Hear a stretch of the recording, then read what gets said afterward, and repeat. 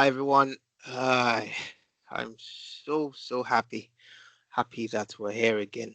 Um, the reason why I'm happy that we're here again is because we there's a series that we started very recently, and that series, every day that passes by, I'm convinced more and more that we're at the center of what we're supposed to be doing here, and that's important. That's important not necessarily because of the audience or the applause.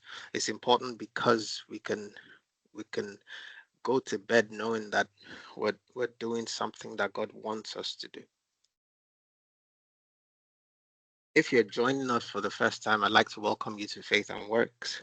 Um, Faith and Works is the department under the Tribe of Marketplace Ministers. The focus of the Tribe of Marketplace Ministers is to equip marketplace ministers, you and I, is to upgrade, equip, and then send them right back out because we were field people. So a lot of the conversations that we have, a lot of the discussions, a lot of the teachings, all of that is to make sure that each believer can function in the places where God has planted them. I was talking to a very dear brother of mine the other day, and I was saying that in God's order, which we saw a glimpse of in David's arrangement, some people are commanders of hundreds of thousands, some commanders of thousands, some commanders of hundreds, some 10, some one. Believe you me that every single one of us is linked to a couple of people under whom or for whom that God wants to do something. We're a light. And so this conversation that we're oof. So Faith and Works then as a department under the Tribe of Marketplace Ministers, we do our ministry through three unique platforms or three unique segments, if I put it that way. One platform, same platform on the tribe, but three unique offerings or segments. The first one is business review. Business review is recognizing that every marketplace person has expressions as either entrepreneurs or they work 9 to 5. So that means that from time to time they run into some hitches that we ask them to come over and let's discuss them. Mostly geared, maybe you could say, towards the business owners. But it doesn't mean that if you're a 9 to 5 that you don't have something that we could potentially have a conversation around. What sometimes happens is people who are running 9 to 5 have an idea, something they would like to do, something God has placed on their heart that may warrant them starting something. So all I'm saying is don't feel like you have to do that alone. Come. The process to get your business reviewed is a very simple, straightforward one. Reach out to the admin, you're given a form, fill the form, you're scheduled. That's it. The reason why I'm saying this is that if you have a friend, it may not be you. Don't watch the person just struggle. Ask them to come. By the way, um, if you've seen the flyers for today, how about you share that? How about you extend this to somebody in your circle? How about even that person that you called is your enemy? Invite. Bring the person. I'm telling you, it's a feast. The rich man organized the party, sent out his servants, said, "Go and bring everybody." It's a feast. It's a feast not because we know what to say. It's a feast because if you join, you notice we always start with prayers. It's a feast because our utterances are then inspired by God. And the things that is inditing in our hearts, it can make our mouths the pen of ready writers. He can give us a word to say to those who are weary. Believe you me, every one of us happen to be weary. There's a level of weariness here or there. So business review. The other thing we then do is called the open mic. Open mic sessions are expression sessions. We talk about topics that cause confusion in the body of Christ, have gaps around understanding. People have different assumptions. And the problem sometimes, or most times with assumptions, is people can run with them. How many times have we even repeated an assumption? I tell my kids, especially when they say something, I just say it very emphatically. And I say, who told you that? I just want to get to the root cause of, have you validated this? Are you sure? Are you spreading a rumor? The person that said it may sound very credible, but we must be Berean in these days. We must always confirm. Otherwise, you can spread spread stuff. I heard recently about a man who was in a book called God's Generals. And this man, according to that book, was said to have spiraled towards the end of his life and so on and so forth. And there was just the point I'm trying to make is let's not just be quick to spread information we're not sure of. What we try and do at the open mic sessions are to validate the information, to go into certain topics and bring them out, such as we had a very controversial one recently, the topic around the salamite. We want to bring those difficult ones. The truth is no respecter of persons. The truth won't say that because of certain people in the room that it must not be said. So we try and beam the lens of scripture on certain topics. I am telling you, it's not one you want to miss. Third thing that we do is facilitator sessions where we bring industry experts. What appeals to us the most is not just that they're industry experts, but also they're believers. There's a woman of God, and I call her a woman of God, who I greatly admire.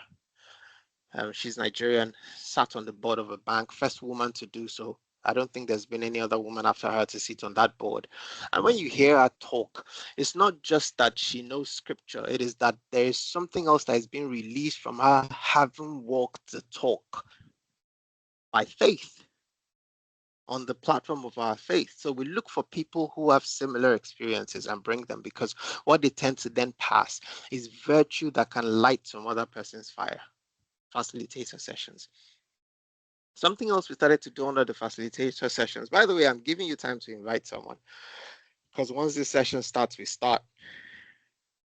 One of the things we started to do under the facilitator sessions was to do it in a very hands-on, called it toolkit, very hands-on sessions where beyond the, when we talk about principles, this one is more than the do-it-yourself type sessions. For one of those sessions, we did it ourselves with AI. Oh, I've seen some members of this community who have taken things from those sessions and they're flying. Along the line, we may recognize some of them. Honestly, we may just do that, because some people still have the same excuses they had before those sessions. And I'm seeing some other people who have moved from zero to usage on those things. I've seen someone who works in insurance, a dear sister of mine in this community, who has taken that stuff with both hands. And the stuff I see her do and put on her status is I love it. I mean, I've told her personally, but hey, she knows herself now. You're doing a great job, madam. Another session we then had was linked to that AI toolkit, AI session as well, under the toolkit part of it, facilitator. And this one, we opened up the tools. My brother from Ghana, as well as my dearest sister, Titi and Alexi, both of them anchored it. They spoke about the principles of storytelling. It's not just that you just jump in front of the tools and just start to. You may learn how to use the tools, but there's nothing like sometimes starting with a pen and a thought and just trying to, where am I going with this thing that I want to do? It may be 2 minutes long, it may be 1 minute long, but what should be the storyline? So she taught us about the principles, and then my brother brought the tools as well. Use this for this, use this for that, use that for that. Guys, we need to dive into this thing and find out how it works for our own unique industries and the things that it is that we do. Okay. So if you heard me so far, you're all caught up, faith and works. And so we started a series recently, and this is a continuation of that series. That series started with an open mic. The focus was on kingdom builders, and it was a reset. It was a reset around some things people generally tend to have around money. Money can be a taboo subject in these corridors of our faith. But we started with an open mic where we examined trauma and people's response to finances. And then after the open mic, we then had the teaching, which was 2 parts.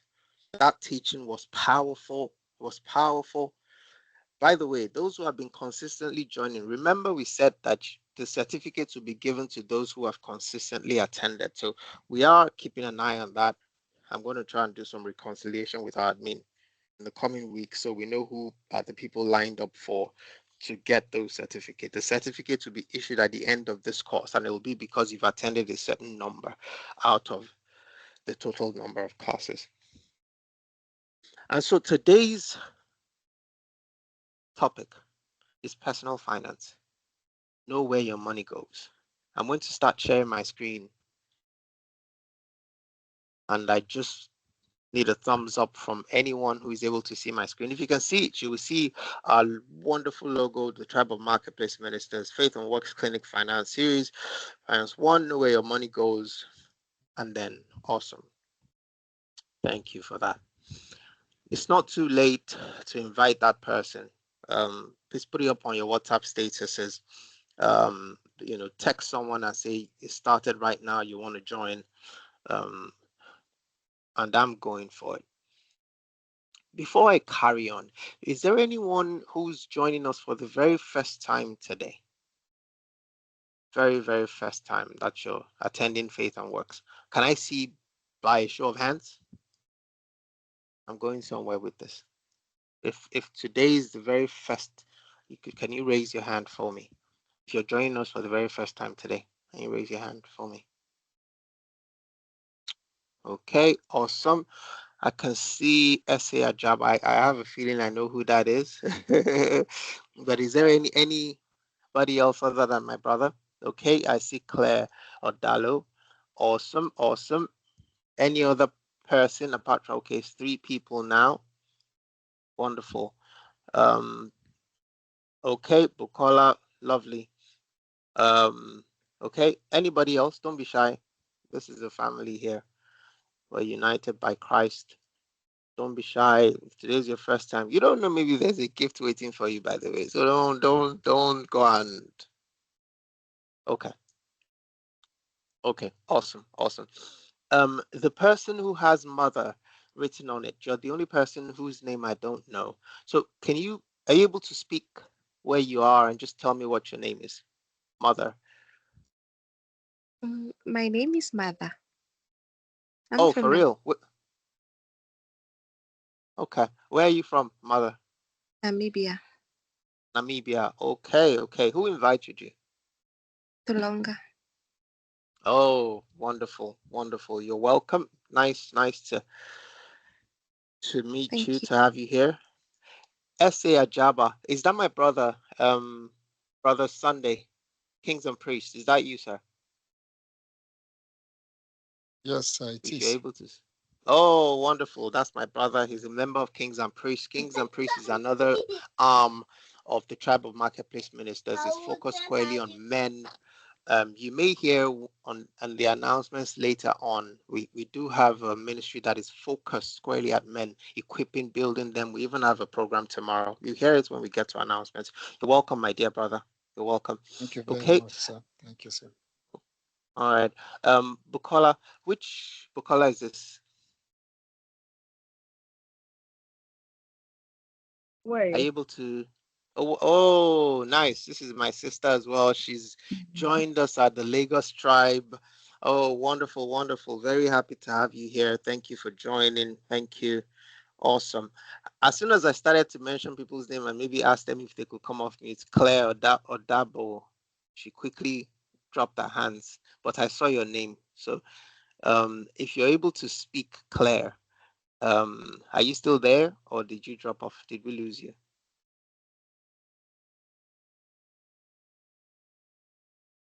Okay. We'll catch up with her again. All right. Now, before we start today's topic, I want to appeal to you. If this Faith and Works has blessed you, if it has enriched your life in the past, I don't know how long you've been coming, there must be someone that it must have crossed your mind to say, this thing is going to bless someone. We're not even asking for people to come so that we can take an offering or stuff. That's not, if you've been with us long enough, you know how it is here. It's just people who are committed to the things of God. And guess what? God has a way of sorting himself out. So, but the point is that if it has blessed you, there must be someone that you can invite to say, listen, I've been attending this for the past couple of months, and this is my, if it has, if it hasn't, then don't worry about it. But if it has, then you should invite someone.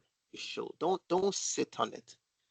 Don't sit on it. And I want to put that out very clearly. Don't sit on it. It's not because I'm the one. There are great people that the Lord has brought together in this house.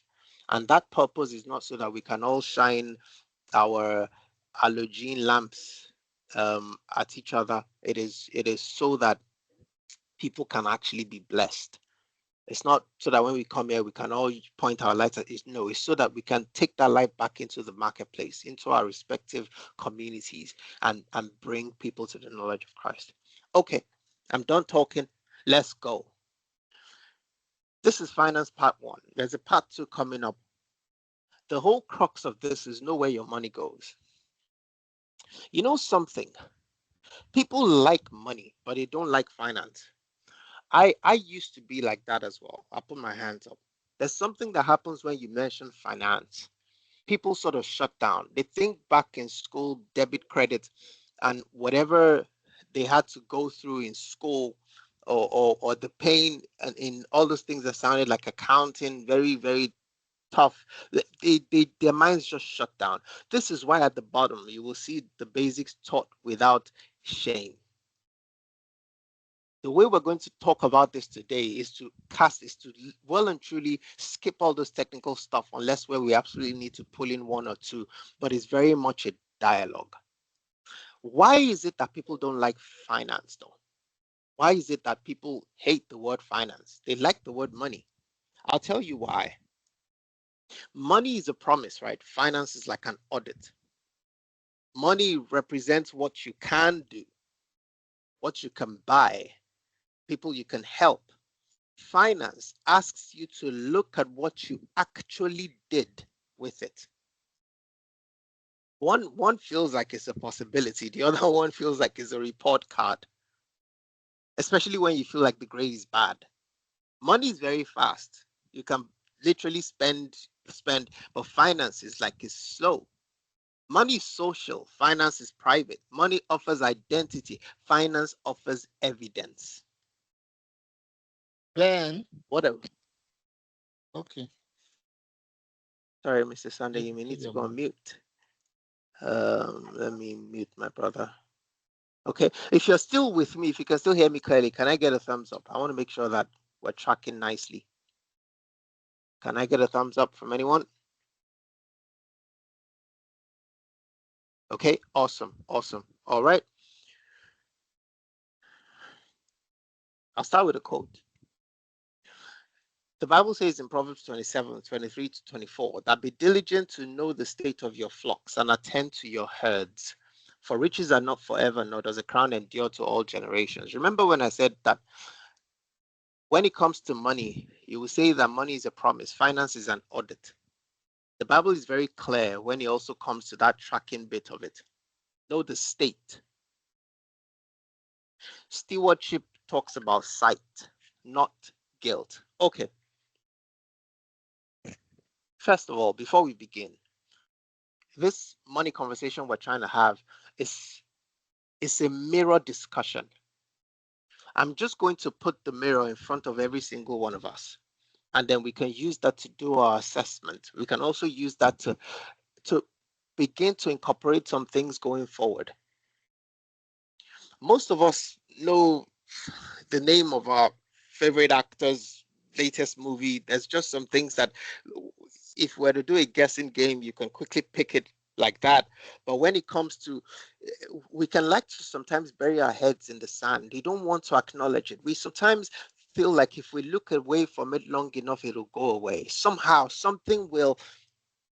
And within our faith, sometimes there are some conversations that can happen from the pulpit sometimes that doesn't encourage that. It's more hope. Uh, I'm trying to restrain myself because I want to stick to the agenda. But the problem sometimes with those conversations is that it creates a hope that is not substantiated with work. And part of that engenders some habits that makes it a bit difficult for us to then become accountable for some of the conversations we're going to be having today. First of all, or secondly, this conversation is not about how much you earn. I don't want anyone to walk away from here feeling like this conversation is only for the top 1%. It's only for the top 5%. It's not. If you're here, you will soon find out that this also applies to you. It will not matter whether you earn one or you earn a billion. The same principles apply here. And it's literally about something here. And I'm going to give you a quick teaser on this second bullet point. It's not about whether you can see, it's not about how much it is that you're earning. It's not that this only qualifies a certain caliber of people. It is about whether you can see it clearly. It's the sight part of it and the tracking side of it. And there's four things that we'll be examining a bit later. There's something called in, there's something called out, there's something called owed, and there's something called owned. All of this is stuff we can relate to. That's why we've tried to make it very, very simple enough for us to be able to follow.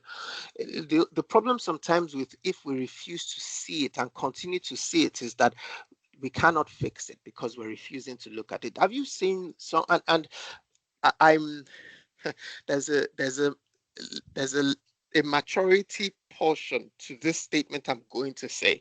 Let me see if I can articulate my thoughts clearly. Some people prefer that the way they get a blessing or the blessing they get from God is that they ignore everything that is going on around those four things I mentioned earlier: in, out, owned, owed.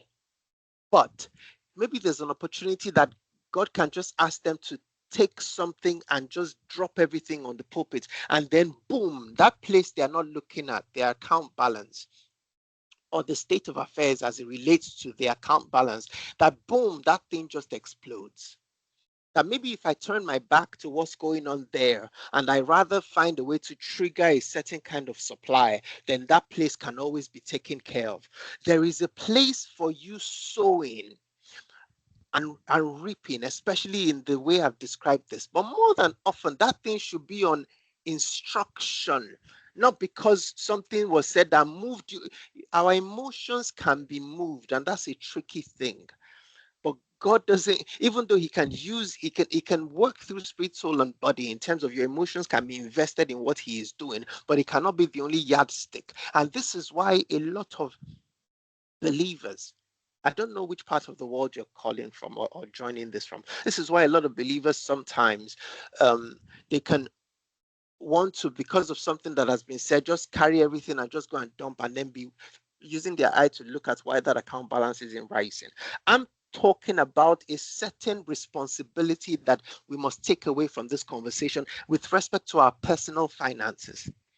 If you're going to empty your account in the name of God, which is a good thing to do, if God gives you the nudge to do that, it doesn't mean you should not be aware of what is in that account or the state of affairs relating to those accounts.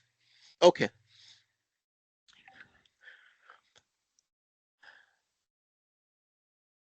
This is what we're going to cover today. I want you to look at it. I'm going to pause. The reason why the number one is called the basics without shame is that, like I said, there's a couple of things we're trying to do here. It's not about how much you earn. Number two is the basics. This is not a finance masterclass. This is your personal finance. So it will touch you. And that's the purpose. It'll touch you, it'll touch your wallet, it'll touch your habits, it'll touch a couple of those things that are not necessarily comfortable, but it is one of those steps we need to step on. It's one of those things we need to climb in this journey. How do we balance our accounts? 2026 style. How do we read our money picture? How do we actually, what does it mean to live within our means, honestly speaking? Especially when sometimes we can throw in some words in here like faith. How do we live within our means honestly? And then there are some drains you may not have been aware of. Everybody has drains. Everybody has drains. I don't know if you've ever paused and just wondered, where is the money going? Sometimes you may go, oh, well, it's not a lot. I don't have to. But even that is not a lot, there are still drains. A lot of times, in order to retain, oof. I don't know if you've ever tried as a kid when you go into the sink where you wash your hands, or maybe you interacted with a bathtub. If you open the tap for a bathtub, as long as the drain is open, the water flows through. If you plug that drain, you can retain the water. I'm saying that everybody has a drain or drains, plural. That's part of the conversations we're going to be having today. Okay. Let me hit you with one quote real quick. What we're doing here doesn't warrant that you have a finance degree. The emphasis will be money.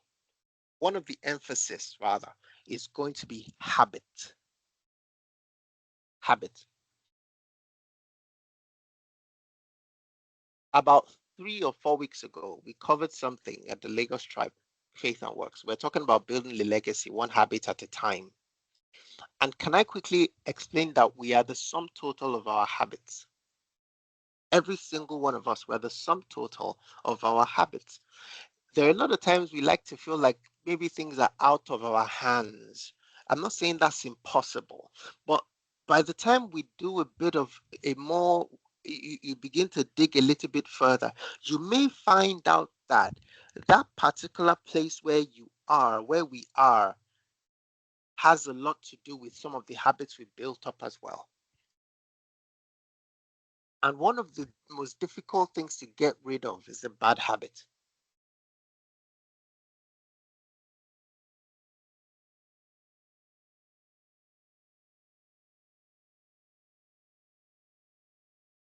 Some of this is still a bit of introductions because I'm trying to build foundations, and those foundations will be I'll be trying to make it very, very direct because, like I said, this touches all of us. A lot of times, in trying to land at a certain idea or land at a certain outcome, it'll be the sum total of habits, the incrementals, the day by day. That person who's called an expert in your industry was not born an expert. Those people that seem to have a wealth of knowledge around certain subject matters were not born that way. There are some habits they've incorporated that have caused them to arrive at that destination. And guess what? They are still practicing those habits. Managing money is not about a moral report card. We're not, the certificate we're given is for participation in this entire course. It's not being handed out today. If we were to be a moral report card, okay, well, how do we measure that? What we're talking about is the skill you build one small look at a time. We're not talking about a company's financial statement. We're talking about your bank statement. On your bank statement, there's two key things that you will see there. It is in, it is out.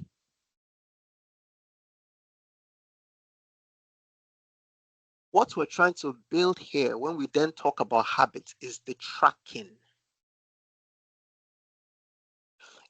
The problem sometimes is that by the time you eventually look at that statement, it is because maybe you went to the ATM card, or maybe you tried to make a purchase and then the thing is declining, and then this is after 30 days have passed. And then it is more reactive as opposed to proactive. It's more what's good. In fact, maybe there have been people who have gone to who have already gone to look for a keg of petrol and fire to go and burn down the bank because in their mind the bank has stolen something, only for them to go back and pull this statement and then discover that there were a couple of small items that built up to the deficit that explains what is going on. It's not that there's anybody on this call who hasn't looked at the bank account or bank statement before, but I'm even saying that what is the frequency with which we try? Listen, if you're trying to keep a close eye because of certain things you, oh my. See, there's a way. Let me put it. Have you heard anybody say I'm a spender, I'm not a saver? Have you heard anybody say I don't know how to it's very easy to go and swipe, do you know? The easiest thing. Ooh, payday. You know payday by the sheer amount of activities that are happening around you. Even the gross, there's a certain walk people have on payday. There's a certain lift of when I was younger, there were suits that my mom used to make for me. Well, not that much, not that frequently, but at least maybe one or two suits, right? There was something the tailors used to put into those suits. Those suits had something called shoulder pads. Listen, I don't know which country you're calling from, but I firmly believe that the Nigerian shoulder pads, um, they had if there's a Nigerian witness here, I just need to see a thumbs up. You see, those shoulder pads will move you from humble to proud in seconds. When you wear the suit like this, you become proud. Yes, the people that I'm talking about, they know. You become proud because your shoulder becomes raised. On payday, as soon as you hear that bang bang, there's a certain sound that the alert makes. Have you seen people that it seemed like they were depressed the day before payday, then the salary hits their account. All of a sudden, the person is cracking jokes. All of a sudden, you're like, I didn't know you were this funny. I'm not funny. It's what has come inside. And so there's a bevy of activities, and you're swiping, swiping, swiping, swiping. Let me tell you something. Today's topic is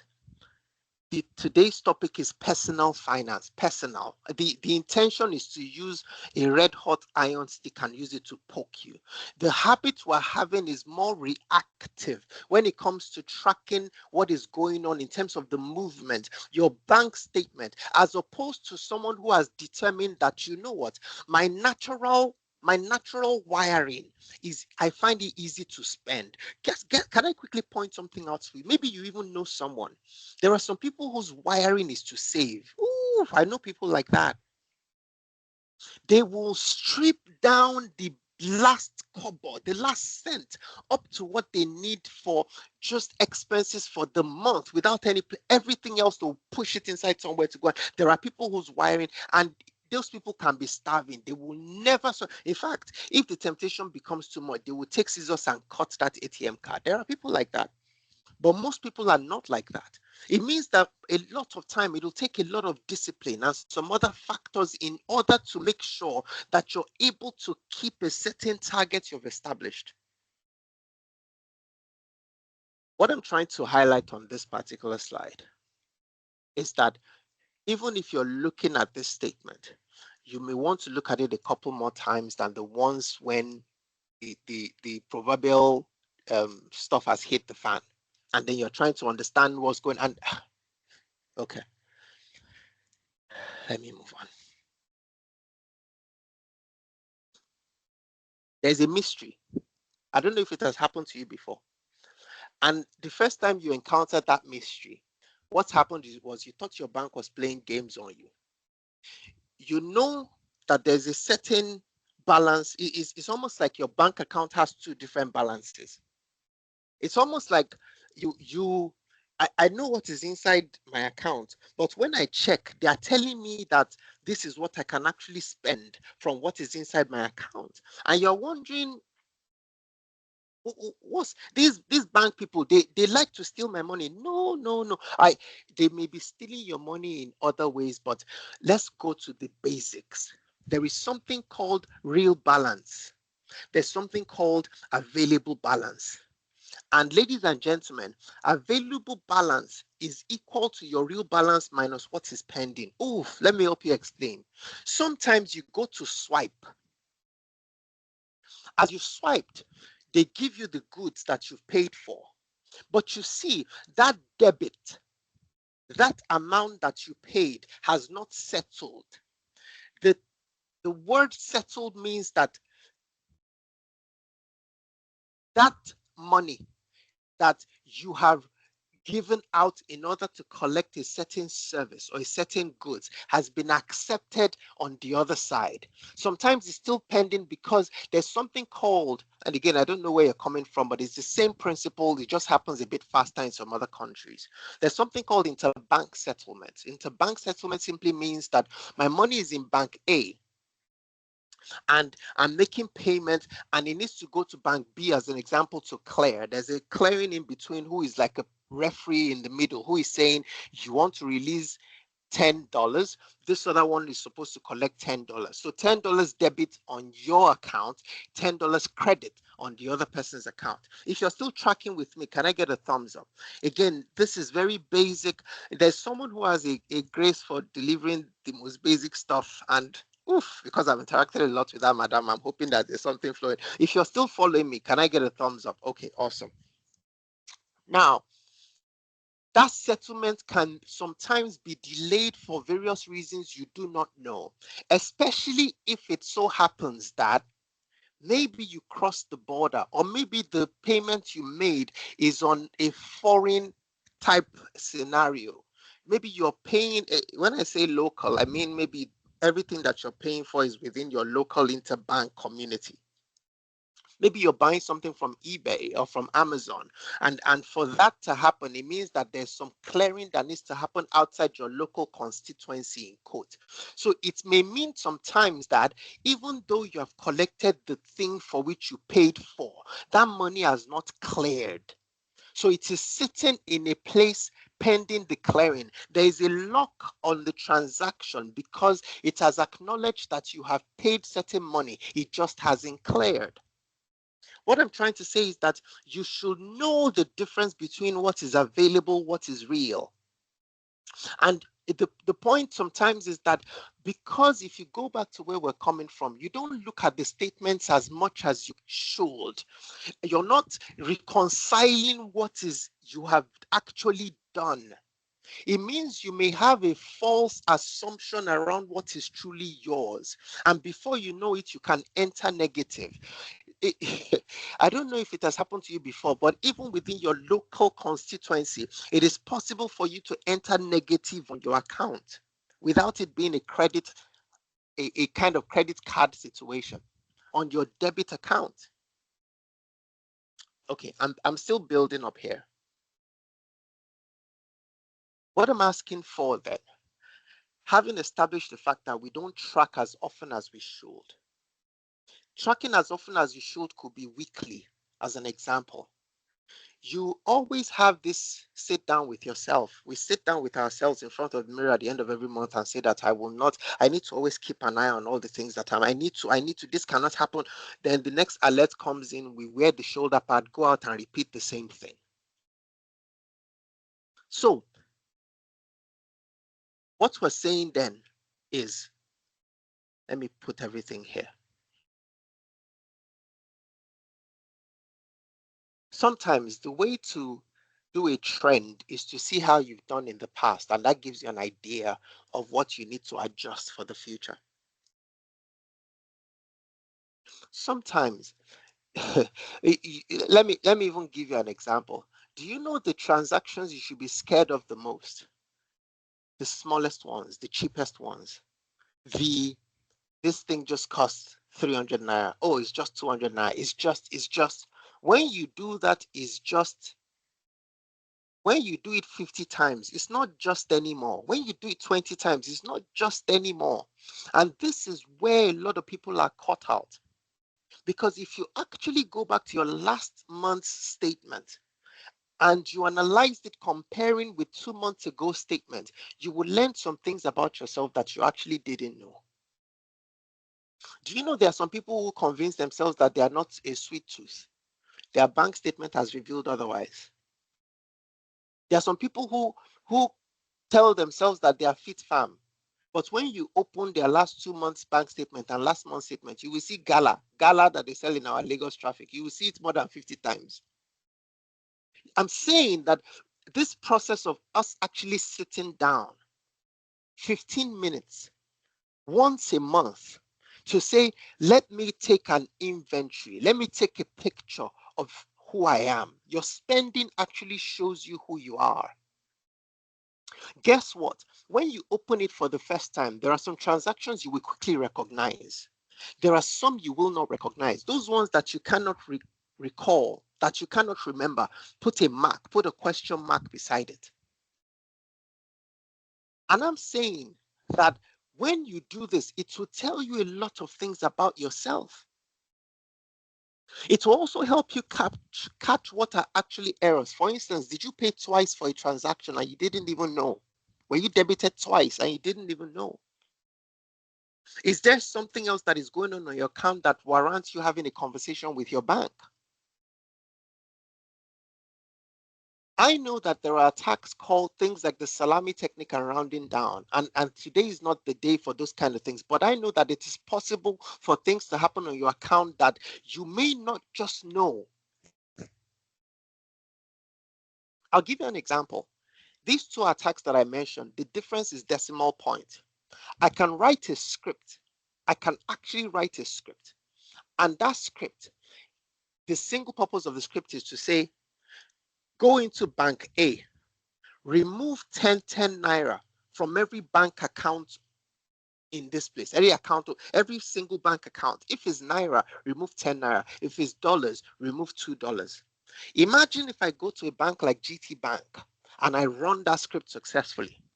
And I say that the sum total of all those deductions you've made, put it into this account. Now, if you go through your bank statement and you find out that there's 10 naira you cannot account for, chances are that you won't burn your bank down.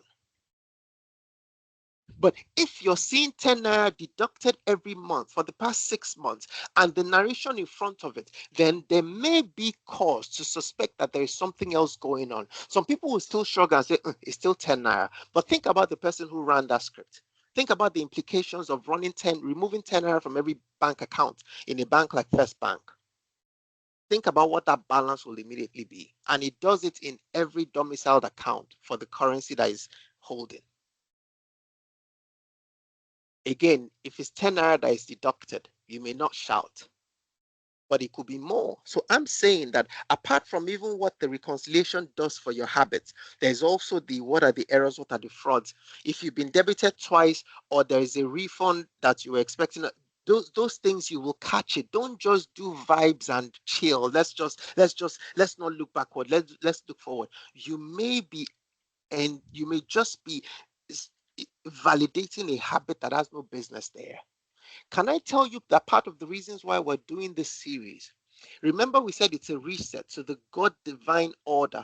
The person God cannot trust with 1 naira, God will not give that person 1 million. I want you to understand this. If you mismanage 10 naira, why should God trust you with 1 million? Do you not realize that the habits we don't have now will not suddenly come upon us like that suit that I was talking about when a certain amount of money hits the account? It means what you have always done is what you will always do. The difference would then just be which funds you expose those habits to.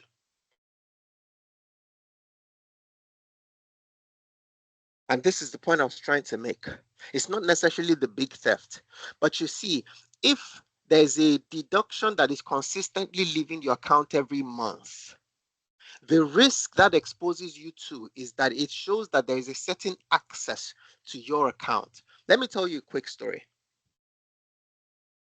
At some place that I worked,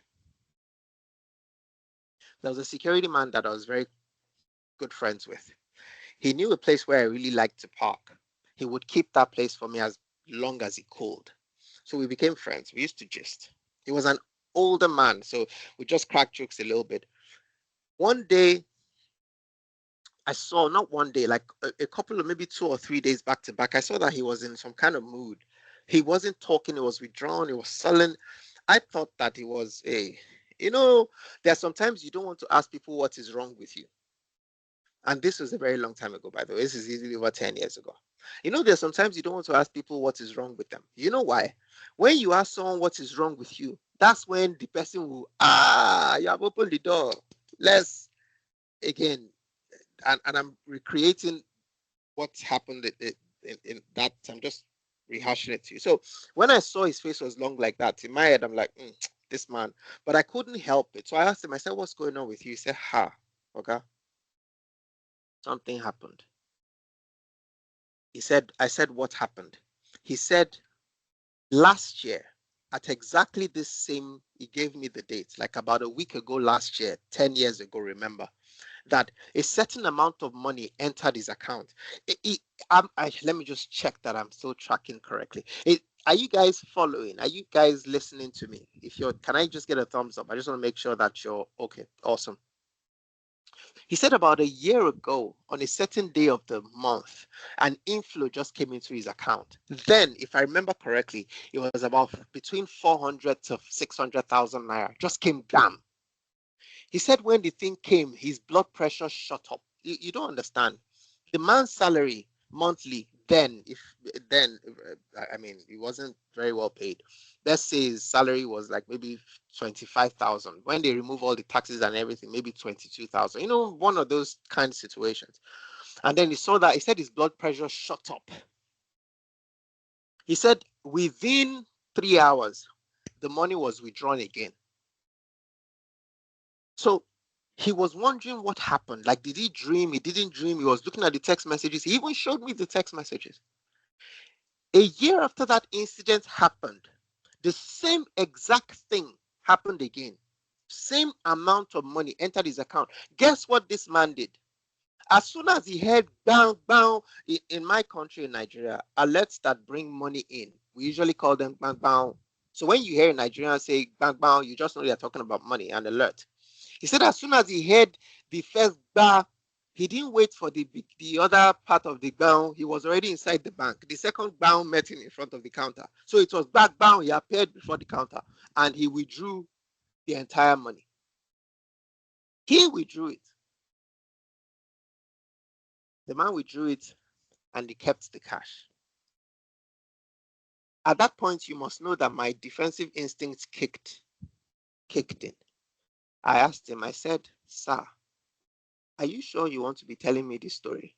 In my head, I was thinking, hey, you are now an accessory to crime. When they carry him, they carry you too. Because if he says, who knows about this thing, he will point at you. I told him, I said, sir, what is my name? He said, Ogati. I said, fine, fantastic. I'm not the only person called Ogati in this company. If they say, who did you tell? And he says, Ogati, they will carry all of us that are bearing Ogati.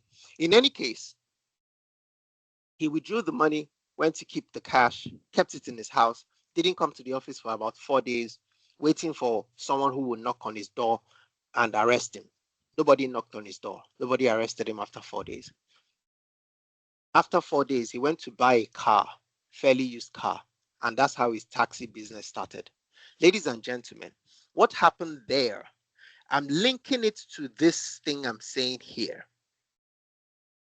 I'm not saying you should go and do the same thing that he did, but I'm saying that the reason why nobody went to look for him is because someone was using it for a fraud. His account was like a staging account because maybe they had checked that inflow stuff was not really happening there, blah, blah, blah, blah, blah. But the point I'm trying to make is flag anything unfamiliar immediately. Note recurring charges you had forgotten existed. This one here, I'm going to park a little bit here.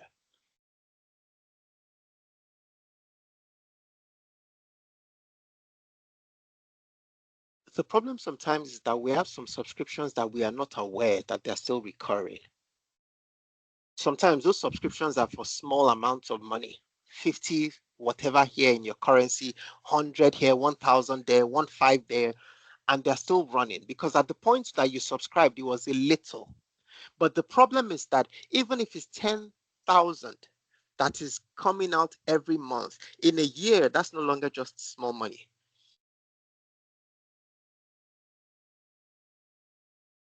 Let me move on. How do we know where our money is going? There are 4 things that complete the picture. 4 things. Number 1, in. What comes in? What comes in is income. Income these days for the average person is not just salary. People have side hustles. There are gifts. The reason why I'm segmenting all this is that everything goes into your account, doesn't it? Maybe you just had a baby, they're doing a naming ceremony, people want to send money, you give them the account, it has come in. Maybe it's your birthday and someone is going, oh, you've been a blessing to me, what's your whatever, whatever. Your salary goes in there. You do a side hustle, whatever, goes in there. Your business revenue, whatever it is, it goes in there. This is what comes in. This is very important. Watch this. Out, just like it says, is what goes out. Every naira, cedi, shilling, dollar, pound, franc, rand that leaves your hands in any form. Remember the story about subscriptions I told you? The problem sometimes with subscriptions is that subscriptions is a one-time thing. Hey, some of us, because you like a certain tool or software, and then they tell you that it's free for the next 30 days, but they tell you to provide your card details. And then they tell you you can cancel at any time you want. More than often, sometimes the problem is you use it for the 30 days or maybe 20 or even 15 days, then you forget. That subscription, because of that one-time permission you gave, it doesn't come back to ask your permission to say, okay, you and I had a contract, you remember, I'm about to take, no, it just dips his hands inside that same place and withdraws. It just dips his hands and it withdraws. That's the thing with subscriptions or payments that are recurring. It just dips, it withdraws. It just dips, it withdraws. It just dips.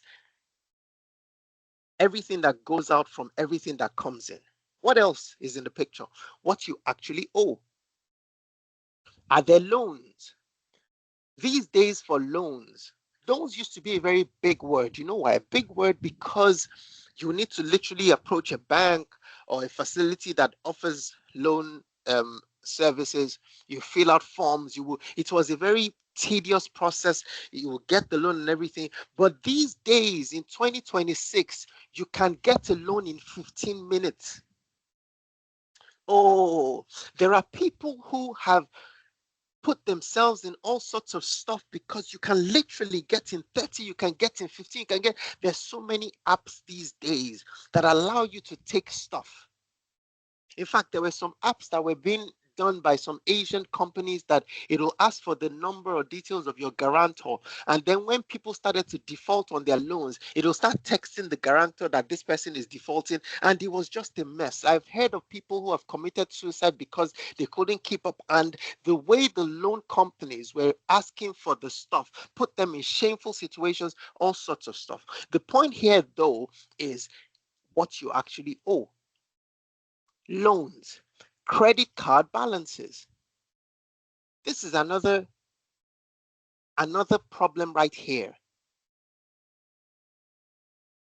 Another situation here, because when you don't settle what you spent on, when you don't do the retirement or the quick return back, there's a certain amount that becomes, oh my, and this thing can spiral very quickly.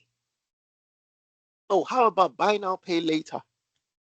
Now there's all sorts of stuff, facilities available for all sorts of, have you heard of even things like pay small, small? So when we look at that available balance and real balance situation, you will begin to quickly understand a lot of things. There are the things that we've used our cards to actually pay that have not cleared. And then there are some other things that are actually owed. And this situation that I'm putting here shows how that everybody you meet on the road, some people are in deeper pits than the others, holes that have been dug. And there's another part around what you actually own. We will cover some of this in one of the other classes as well, because at the end of the day, this in picture, if you're not laser focused around how you use it to do a bit of, if I call it cross-pollination here, across the in and across what you own. If you don't do some pollination here, out is the easiest way to deplete what comes in. All these days, even though, let me put this very clearly here, even though that's maybe slightly technical, but it's something we should say. All debt is not bad debt. Debt can actually be an instrument. when you're talking about wealth management, debt is actually a valid instrument that a lot of wealthy people use. But the challenge is that that is not necessarily the way you and I look at debt. So this debt is not actually to collect money in order to build something. It's not money you're borrowing in order to own something. It's not money you borrowed in order to buy a particular stock that the entry price is ridiculous, that you know you will make that money. It's none of those things. This whole picture is literally for consumption purposes because we're a very consumer oriented group of people. Is loan to do party, is buy now pay later for to say, is for consumables, things that do not have any return on most of it. Is mostly stuff that will satisfy now, no value later. Okay, look at this. There's something called your margin. That is something that should matter to you. In minus out is your margin. Are you a business owner? You must have heard this before. In, revenue, minus out, expenses. Margin is slightly more technical than that, but let's leave it at that for now. There's still something called your taxes and so on and so forth. But at the very rough calculation, there's something called profit before taxes, after tax. There's all sorts. But at the very basic level, if you take out everything that goes out from everything that has come in, what is left is your margin. This needs to be protected. This needs to be protected before it is spent, not after. And I'll put a bit of spin for that here. Let me use some examples. Some of these people, you may recognize them, but just to show you again, maybe an example of what I'm saying. Let's look at Madam E. Madam E is based in Nigeria. Madam E does two things at the very minimum. Madam B is a baker. She does pastries, all sorts of stuff. And Madam E is also a sales manager somewhere. So she has a hybrid, which is she has a 9 to 5 and she also has a side hustle. Remember when I was talking about everything in comes from salary, comes from side hustles. The total inflow that comes to her monthly is 560,000 naira. This is from her salary and also sales from her bakery. The total out, her expenses, her bills, all of that is 497. Based on what I have said right there, her margin, what is left, is 63,000. I've put something at the bottom here because there's another calculation I want to show you later. And that calculation is not just meant for the people who are in the Forbes list of the world. She owes 220,000 for an equipment loan she took. Remember, we said that she's a baker. So she took a loan for some equipment. And then she also has 480,000 for savings and also some equipment for which she does rentals as well. Okay. Let's talk about Madam N. Madam N is in Ghana. What they spend is Ghana cedis. Madam N is a stylist and a ready-to-wear clothier. What comes in from her styling fees? Maybe someone wants to go for an event and they go to her because she has a very high sense of fashion and they say, can you style me for this event? So it's like consulting. Plus what she makes from her sales of ready-to-wear items is 12,800 cedis. And what goes out is 10,800. Her margin is 1,920. She owes this amount fabric because she collects her fabric on credit, and she owns equivalent 9,200 machines and also inventory items that she's going to sell. Let's look at Sir S, who's based out of Kenya. Sir S is a fragrance connoisseur and a media consultant. What comes in on a monthly for him is about 225,000 shillings from his consulting and his fragrance sales. What goes out is 180,000 His margin is 45,000. We also see a view of what he owes and what he owns. Now, he took out a car loan of 180,000 shillings, but he owns 310,000 savings and inventory. And let's look at Mr. L. Mr. L is from a fictitious country called Narnia. In Narnia, they spend a currency called NC. This person is an orchard trader and a slave fleet owner. What comes in is 480,000 from the orchard and for delivery contracts. What goes out is 460. The margin is this.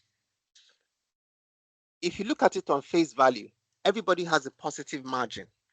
Everybody's not doing too badly. When you throw in the owe and own component, especially for the last person, this person owes 300,000 NC fleet and a loan for the orchard, and then owns something else. I want to introduce something else that we may not have thought of, especially as it relates to us. And why am I putting this out there? Some of you are business owners and you're going to be seeking for funding. There's a lot of things you're going to be doing later. Some of you don't even understand that at some point, depending on who you're pitching to, they may be interested in a little bit more to go under the hood to know exactly. And let me put it this way. If you're a business owner and you're pitching for funding, the people who are going to actually give you money, they're not necessarily interested in, they want to know you. The questions they're going to ask, what they'll be doing investigation and background checks on you on, will be to know is about you. If the picture of your business is very prime, proper, and all of those other things, but you yourself, there's something else going on, it's only a matter of time before that spills into the business, especially depending on what kind of model that business is being run. That thing I wanted to highlight based on all the owned is net worth, the number that out quietly controls.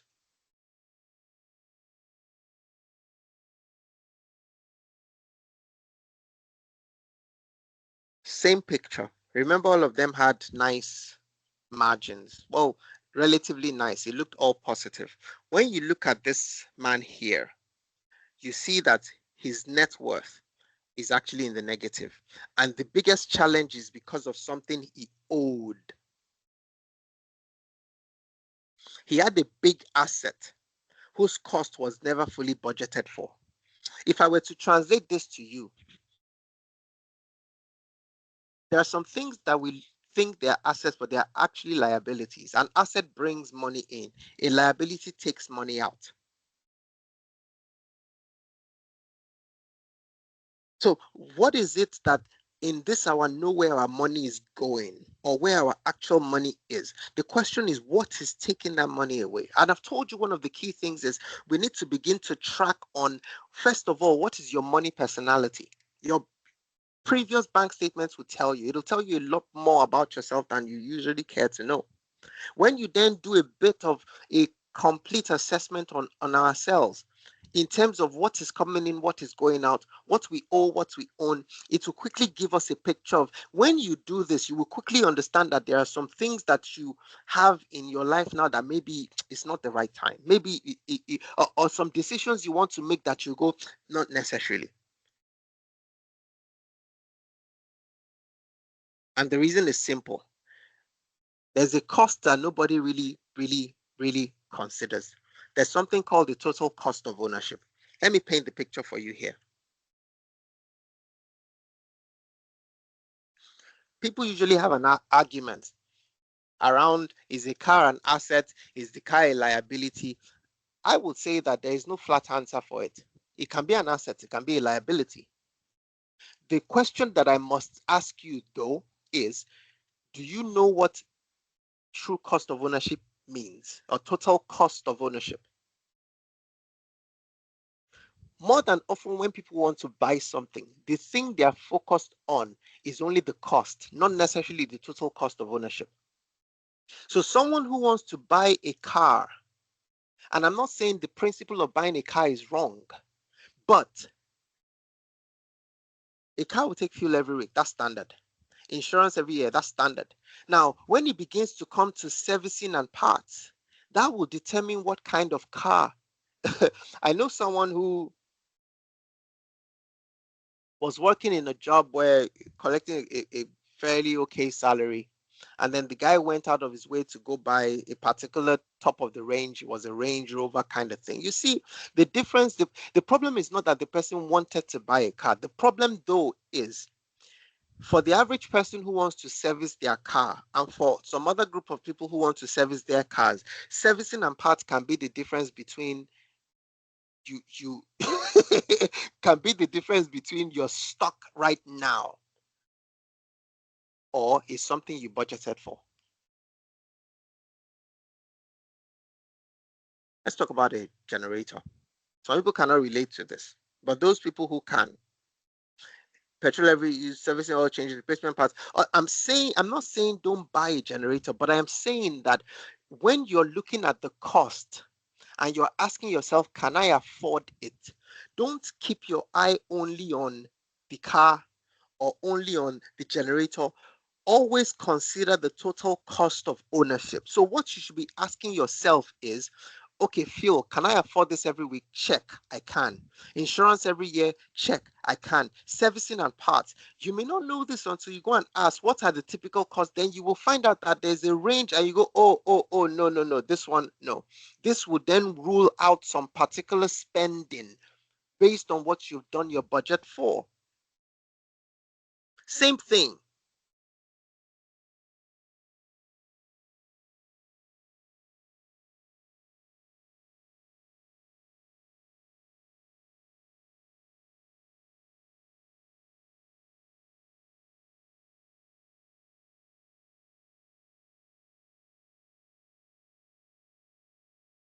Can anybody still hear me?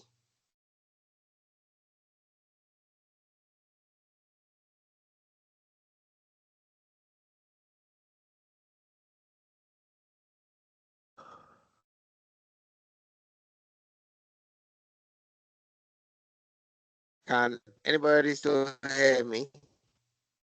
Can I get a thumbs up if you can hear me?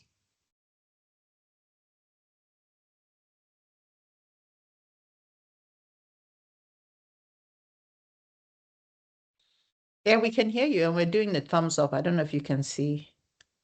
Oh, okay. I couldn't see it. Sorry. And is my screen still visible though?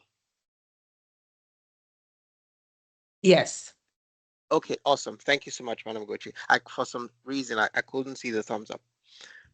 So sometimes some businesses want to scale, but if you're going to scale, the only cost you should be looking at is not just that this is how much the equipment costs. The total cost of ownership also factors in maintenance. And when you throw that into the mix of what the true cost is, then it gives you an idea of what cost you need to budget for. Repairs and downtime, eventual replacement, you can cascade this across any other cost object. And the actual question we should be asking ourselves, because remember, at the very basic level, your bank statement shows you what comes in, what goes out. At the point where you're making a decision about an item that you want to spend money on as a cost, we must be able to answer this question. Do I know the total cost of ownership? If you don't know this, don't buy yet. Otherwise, that thing will be responsible for part of the things that drag you further into a place you're trying to actually keep a close eye on.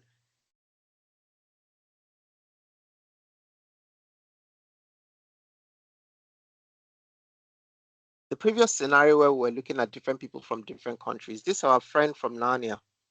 The issue was around this TCO. It's not because his business wasn't viable. It's not because he wasn't maybe doing well or stuff, but this total cost of ownership was the main challenge. It's not just the price. The price is one component for cost. There's the financing, there's the upkeep. There's also the resale value. Otherwise, you're stuck with something that looks like an asset, but very quickly becomes a liability. And for people who are buying cars, that's where you begin to hear things around second-hand value. So it looks very cheap now. You can buy it. But if you throw in the resale value, after 2 or 3 years, if you want to flip it and move on to another, you may be stuck. It then becomes a cost that you cannot move. Again, we need to look at this vis-a-vis what we're trying to achieve here. And my primary objective will be that as part of us understanding how these things increase, we must keep a close eye on the things that make it decrease. Live within your means, honestly. This one here, I feel like it preaches itself, but unfortunately, not necessarily so.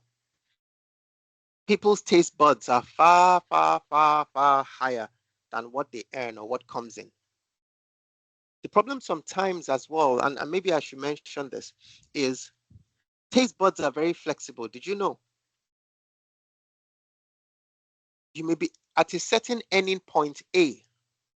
After 5 years, you move to earning point B. One of the things that if you're not careful about, that will move almost immediately is your taste buds. They didn't even wait for you. Your taste buds had already even moved before that earning point came.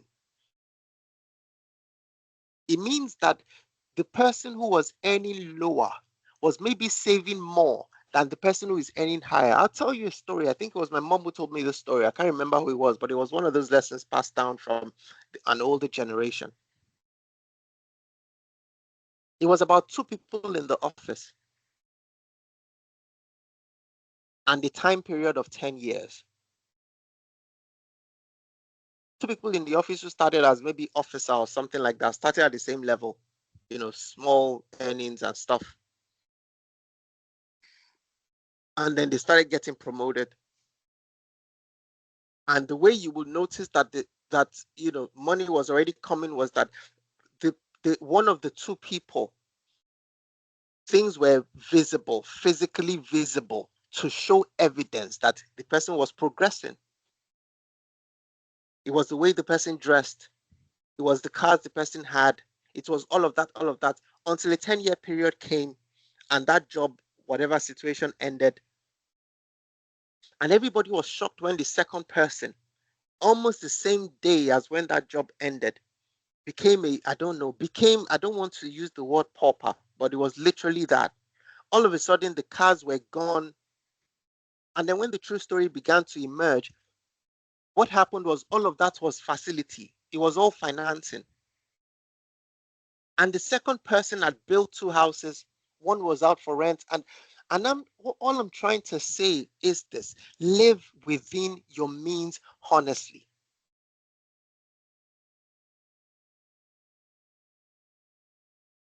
There is always a gap between what is earned and what people admit to spending. And that's the point. Do you know that there are some people who fall into the category of what you call impulsive buyers? And that's maybe something else we should look at. The way an impulsive buyer thinks is this: at this point that I want this thing, can I afford it? The answer is yes. The person swipes. At this point that I want to get this thing, that this thing looks nice, can I buy it as I'm speaking now? The answer is yes. The person swipes. But what you can afford is not the same thing as what is in your account. What is in your account, you are. Oh, what comes in? Because what you want to spend right now is going out. Out is the easiest thing to do.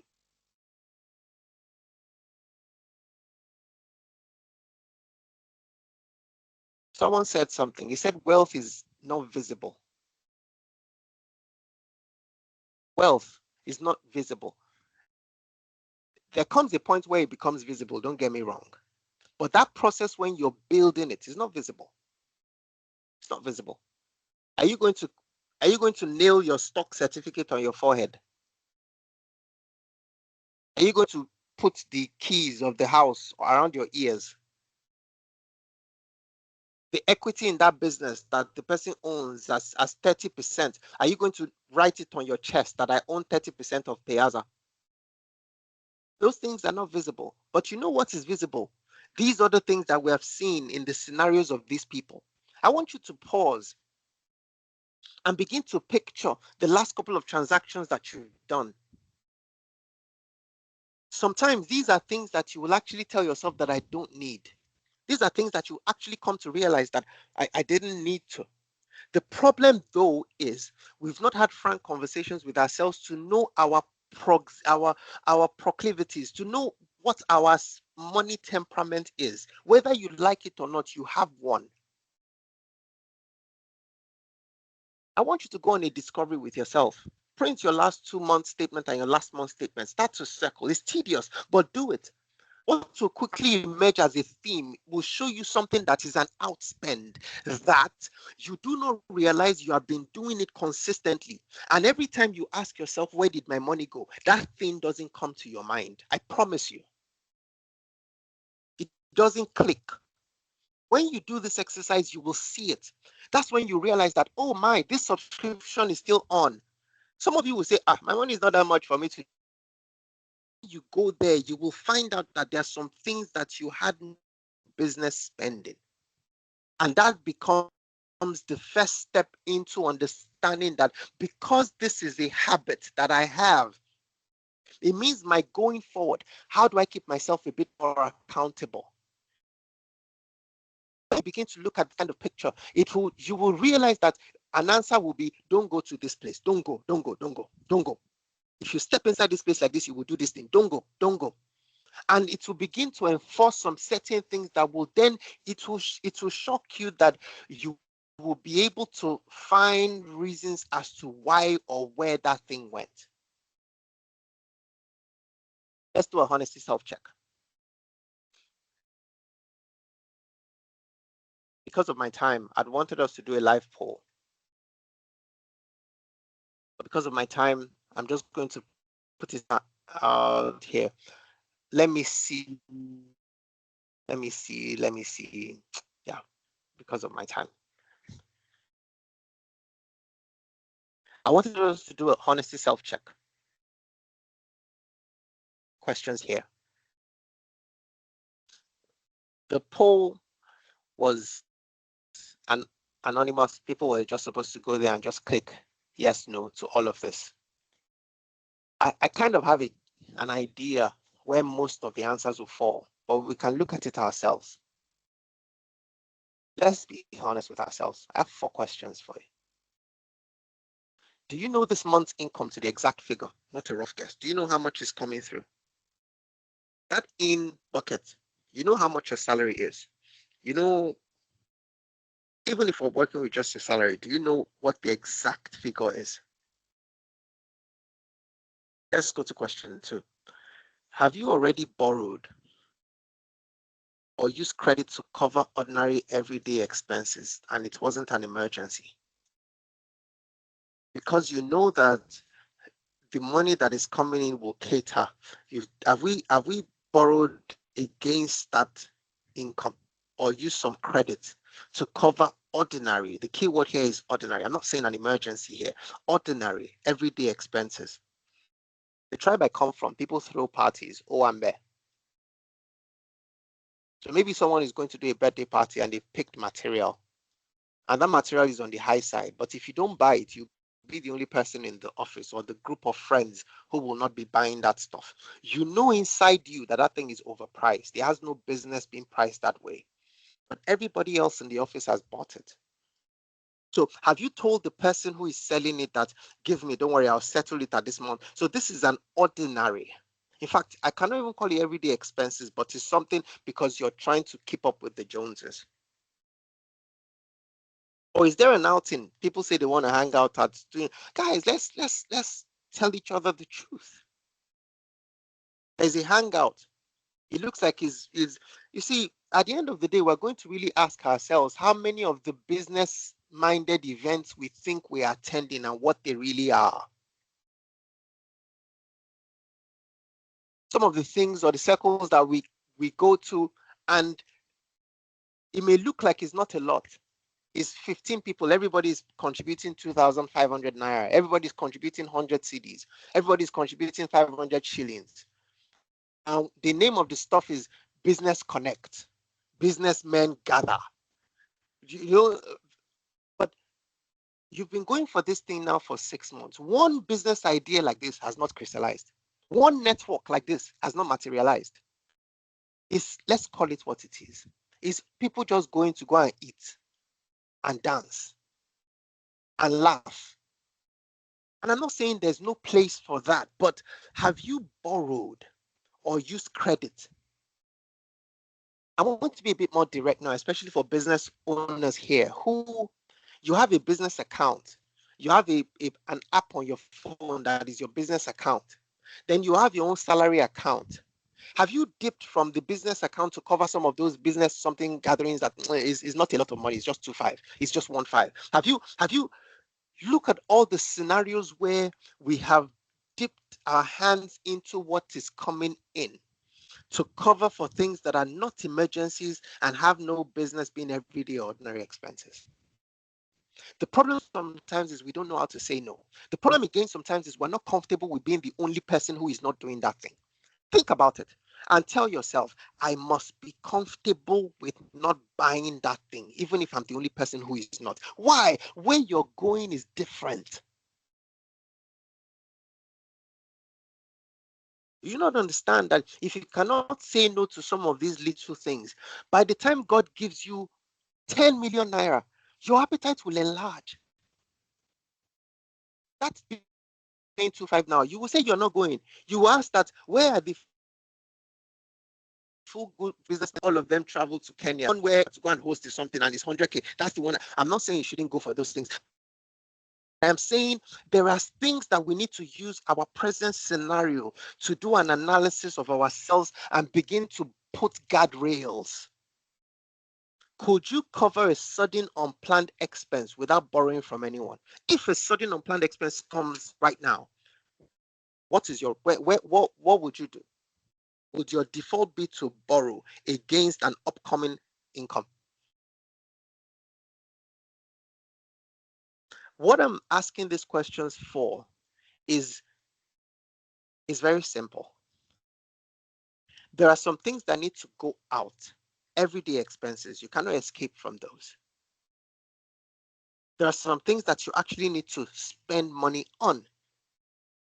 But when we begin to look at some other categories where we should put money in, it will show you you can only spend from what is left over. The problem sometimes is that our margin is exposed to the current, is exposed to anything else. After we take out the mandatory spends, everything that is left is fair game. Are you saving or investing before you spend?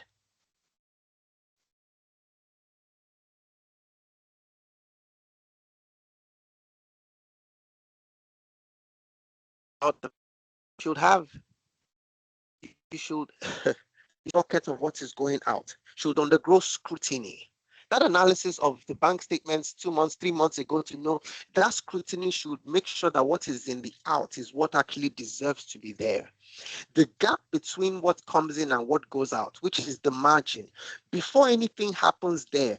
Oh, by the way, guys, I have started talking about this with the assumption that we are not even debating whether we should pay tithe or not. Please, if you ever had to wonder what our position is it that you should tithe?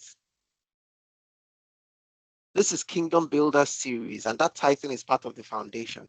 So it's not a case of, because there are people here, I can even hear, there are people who will say, oh, how much is what's left that if I need to? And I'm saying that what comes in, pay your tithe, even before all the out. In, give God his own first, because that's what has come in.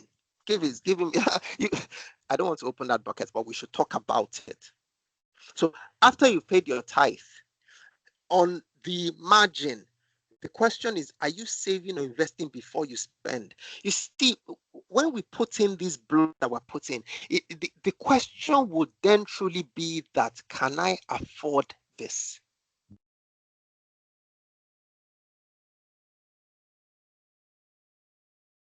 If 2 or more answers made you wins, it's not failure. That's why we're here today, actually. We've not been taught to look. We've only been taught to spend, and sometimes to spend with hope. Spend without instruction.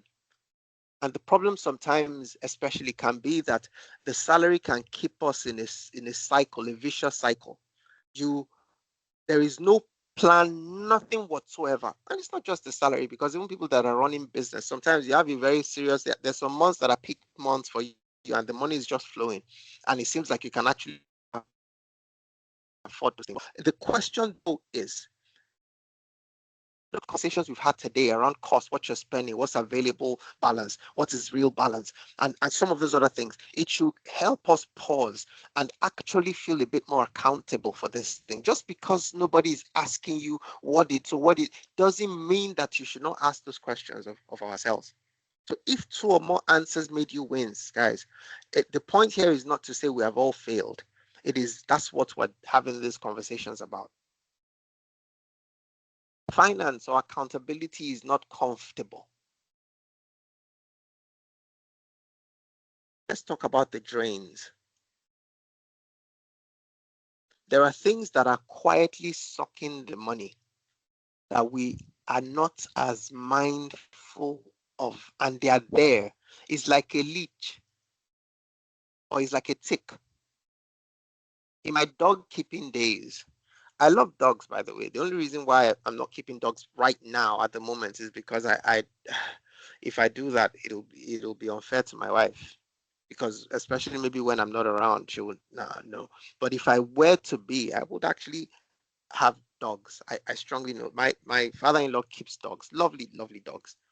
But one thing you quickly realize about dogs is that it's not just enough to have the dogs you have to take care of them. You know why? If you don't, you may go near the dog one day and find out that you see these small animals, small, very tiny. Some of them might be so big because they've sucked a lot of blood, but some of them will be tiny. You literally need to search before you find them. You will see these small things on his body. It's called ticks. Those things, I don't know. Have you tried to remove one before? When you try and remove one before, you find out that it's hard. That thing it's plugged in. That's exactly what these things are sometimes to our account, because the spending nobody tracks and it's draining. It's like a tap you have open. For as long as there's water, that thing will keep flowing. The only time water will not come out is when it is empty. As soon as you refill water there, it starts to forgotten subscriptions. Is it DSTV? Is it GoTV package? You upgraded once and never downgraded. Is it Netflix or Showman? I made these things very simple. You can pay to watch only this. You can do it weekly. You can do it even per view. You can do. I'm saying that if it's a valid subscription you're using that is benefiting your life, and you have a genuine reason for doing, that's fine. It means you've budgeted for it. But have you analyzed to actually find out if there is something there that is just giving someone free money? Where else does the money go? Fees you've stopped noticing. Mobile money, bank transfer charges, SMS alert fees, ATM withdrawal charges, small, constant, every single time. Sometimes it may actually make sense that you go and withdraw in bulk to cater for a wider range than if you're going there 5-6 times in a week, because every time you go there, you're paying charges. You see, again, the problem is this. You've heard about little drops make an ocean. If you put a bucket in front of a tap and is one drop that is coming out, by the time you come to that same bucket the next day, the quantity of water you will find in that bucket will shock you. And that is this: accumulation is the problem. The issue is not that the charges are little, negligible. You just it's not a. The problem is when you actually look at this over the course of a year. That's why we need to take an inventory of ourselves. So imagine, and there's some serial bank account openers in our community. As there can be some people. Maybe you're here and you have like 15 bank accounts. Are you into money laundering? What? Because by the time each of all of those are all with their deductions, their alerts, you're given, what you've established there is a corporate social responsibility, the process of you giving back money to the financial system. I'm saying take an inventory. What do you have running that has no business running? Especially these days that it's easy to subscribe to all sorts of things. All sorts of things. And this subscription thing is everywhere. When you go to your mailbox, you will find out that you subscribe to a lot of newsletters and alerts that thing is taking up space. It's taking up space in your mailbox.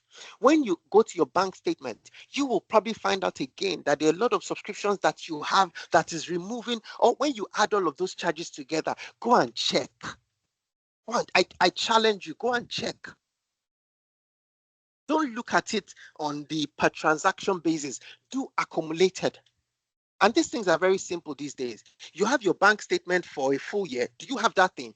Put it into ChatGPT. Tell it to calculate all the charges, all the these things are, you don't have to bring pen, pencil, and begin to. You can there are tools to make this thing easier for you. You will then find out that you've subscribed to your card, your bank card, for a lot of things. One is collecting money weekly, one is collecting monthly, one is quarterly, one is annually, and all of these subscriptions you have forgotten because in your mind it is small. If you scrape all of those things back, that money you get can go into something you own. Interest quietly compounding. Buy now, pay later. Credit cards. Woo.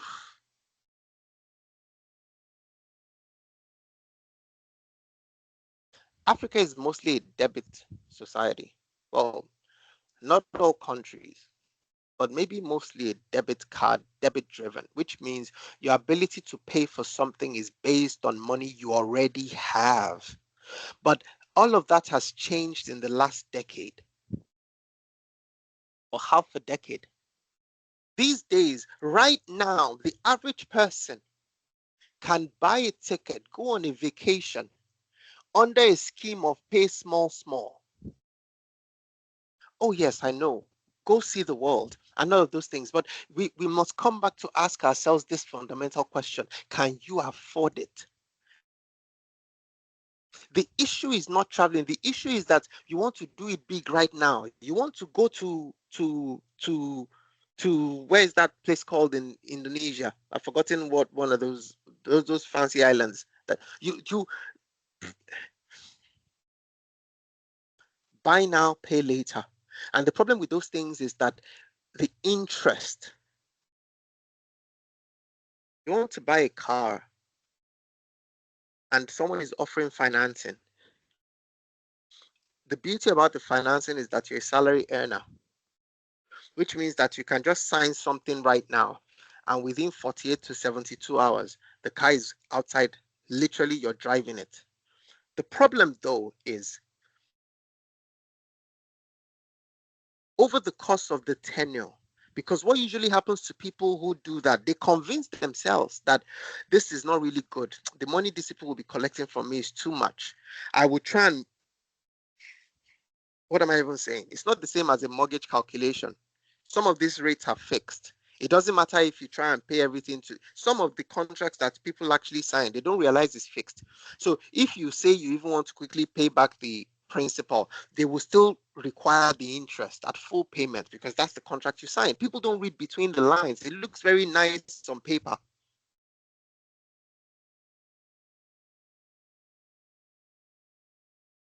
Salary advance apps. Your bank has seen that there's a constant inflow for the past 2 years on a certain day of the month. So they can actually tell you that, how about I give you 50% of your salary up front? And maybe that in itself is not a bad thing if you're trying to use that money to get something you own.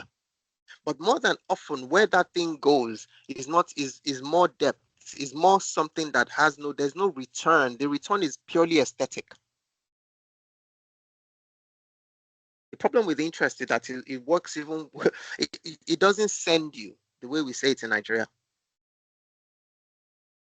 Interest quietly compounds. And so a situation that started small, in 10 years, In 10 years or 15 years, in 5 years, it becomes something else. Convenience spending.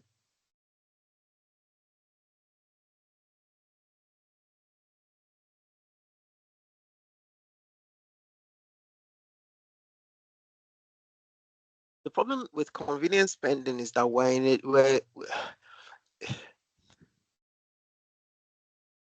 I think for me, the summary here, because before someone starts to say, you don't even want us to breathe. No, because don't forget that nobody on this call is trying to dip their hands into what is yours or what is not yours. The point here, though, is the reason why we're here is that to know where our money goes. So if you've ever wondered where it is going, if you're 26th of the month or 25th of the month and wondering what did I do with all of that, I'm saying that these are the usual suspects. Some things that should be once in a while have become recurrent now. Some things that people should stay away from looks like it has a nice appeal. Some decisions that people should sleep over and really check, should I really do this? We go on the spur of the moment because it looks like something that we can, and ultimately that's it. If you're doing a certain amount on whether it's even snacks or whatever, this on the point I'm trying to make is that money is very small, so we can afford to, but it adds up. I remember what I said about the payday. Immediately that salary lands, you should know you're at risk. It's more time to be careful because it makes everybody feel invisible. It makes everybody feel like, oh, I can do all things at this moment. There's strength in the account. People make decisions based on, I'm saying, payday is when we should watch the spending closest, is where the leak is the loudest. This is exactly around when impulse buys happen. Those things we didn't really plan, but the numbers are there, they back it. We can actually, and we tell ourselves, no, it's not. Again,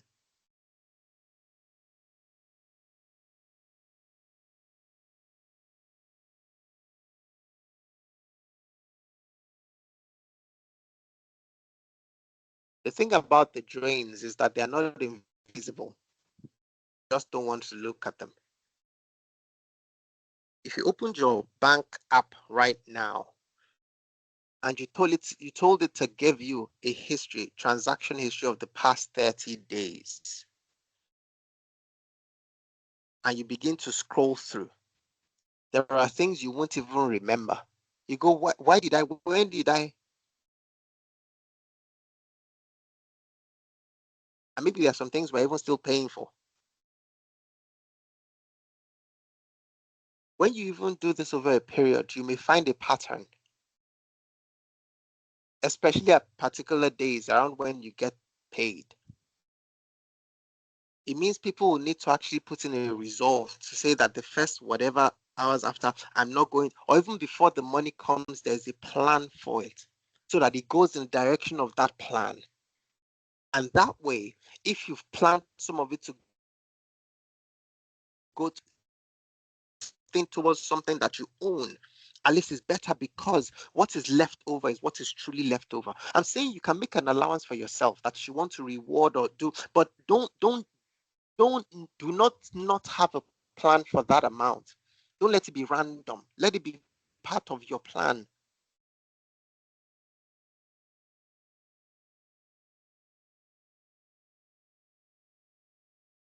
I want to give us some homework.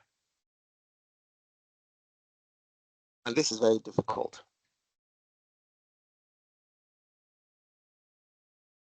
Track your spend. Try it. Just track your spend. You can grab a piece of paper. We will provide a template here as well. Just track it. What you're trying to do is to understand yourself. Just track. Here's the template if you want it. Put the date, put the amount, put what it was for. If you want to know about yourself, do it 2 months ago or 1 month ago, do a comparison, begin to circle and begin to see. if you want to begin to actively do something about it, for the next 7 days, print this sheet out or duplicate it on a piece of paper that is with you or just on your phone and put this there. You may not update this yet. Leave this out. But do for the next, just list it. At the end of 6 days or 7 days, come to this column and begin to fill that in. Is it a need or is it a want? Is it a need? Is it a want? Let me tell you something. And I was telling some people this last Saturday. There is something that we do for cars that is important. It's called alignment, especially when you change the tires. Changing the tires is like changing a habit. As soon as you finish changing the tires, you must do alignment. If you don't do the alignment and you start driving that car will begin to tilt off the road by default.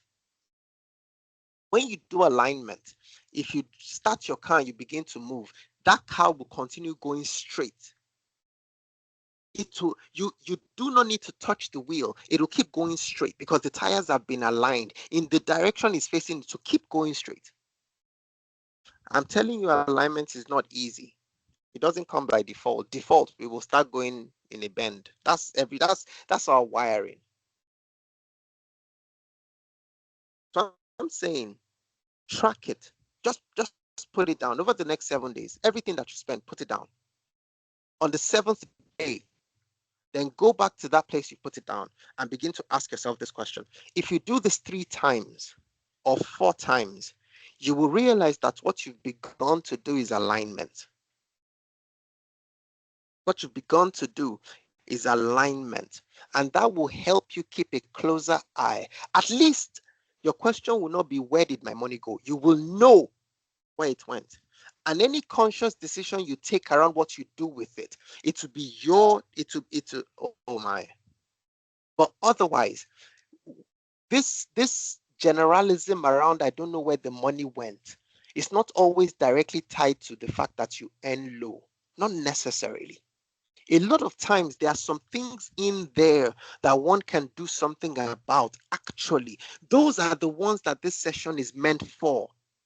Again, this series we're doing is to make sure that people are reset to the divine order, the right order of things, is to keep an eye on our excess that make it difficult for God to even trust us with money.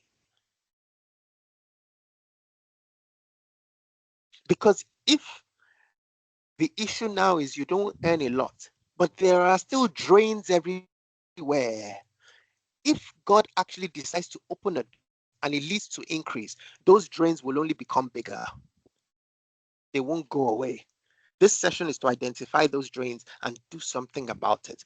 Plug those drains. Have the right mindset around what we're supposed to do, around what is coming in.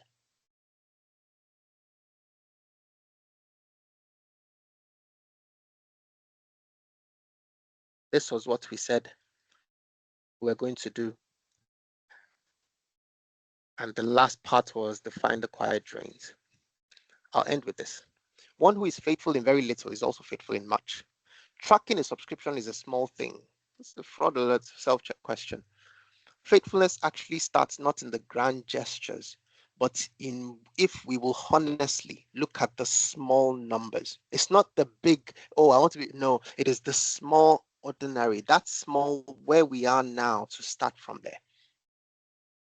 Next week, we're going to continue on finance 2, building up on the picture that we drew this week. And with that, we've come to the end of today's session. I hope that it has truly blessed you. I hope that you've been able to pick something out of it. I hope that you will go away from here and there's something that you will go back with and begin to do. We will make this pack available so that it not only becomes something that we covered, it becomes your own. Feel free to print anyone and put it up on your wall. Feel free to personalize anything there that particularly spoke to you. And feel free to look at it again, right? But at this point, remember, this was primed to be more a discussion. And so if there's any question that anybody had in terms of, can you repeat that? Can you say that again? Please feel free. I'm going to pause for about a minute or two, but I personally have come to the end of today's presentation. God bless you. Does anybody have any questions?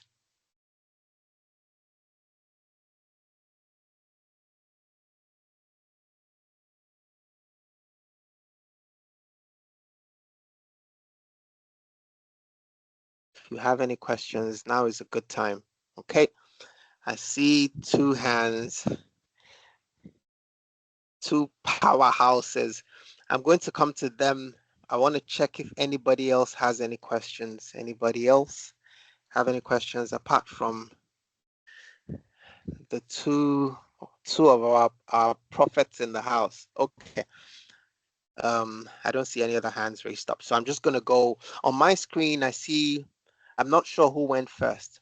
For some weird reason, I can't really see as much as anybody else. Who put their hand up first? Was it Madam Gochi or Madam Amy? Please, can you help me? I'm I not mean, Madam entirely Ugochi can sure. go first. Doesn't even matter. Madam Ugochi can go first. Okay, so I actually have, I'll go really quickly. First question I have is actually from Madam Amy. I don't know what Sophia Pains is, but we can take that offline. I was gonna laugh, but I don't know what I'm laughing at. So that was the first thing. The second is I did want to just highlight something really powerful that you said. You said it doesn't matter how, and I'm paraphrasing, how much you make today, if you don't take care of the drains today, they only become bigger as you make more. And that kind of really resonated with me, right? Because how can God trust you with little if he can't trust you with much, right? Or vice versa. You know what I'm trying to say? That really resonated.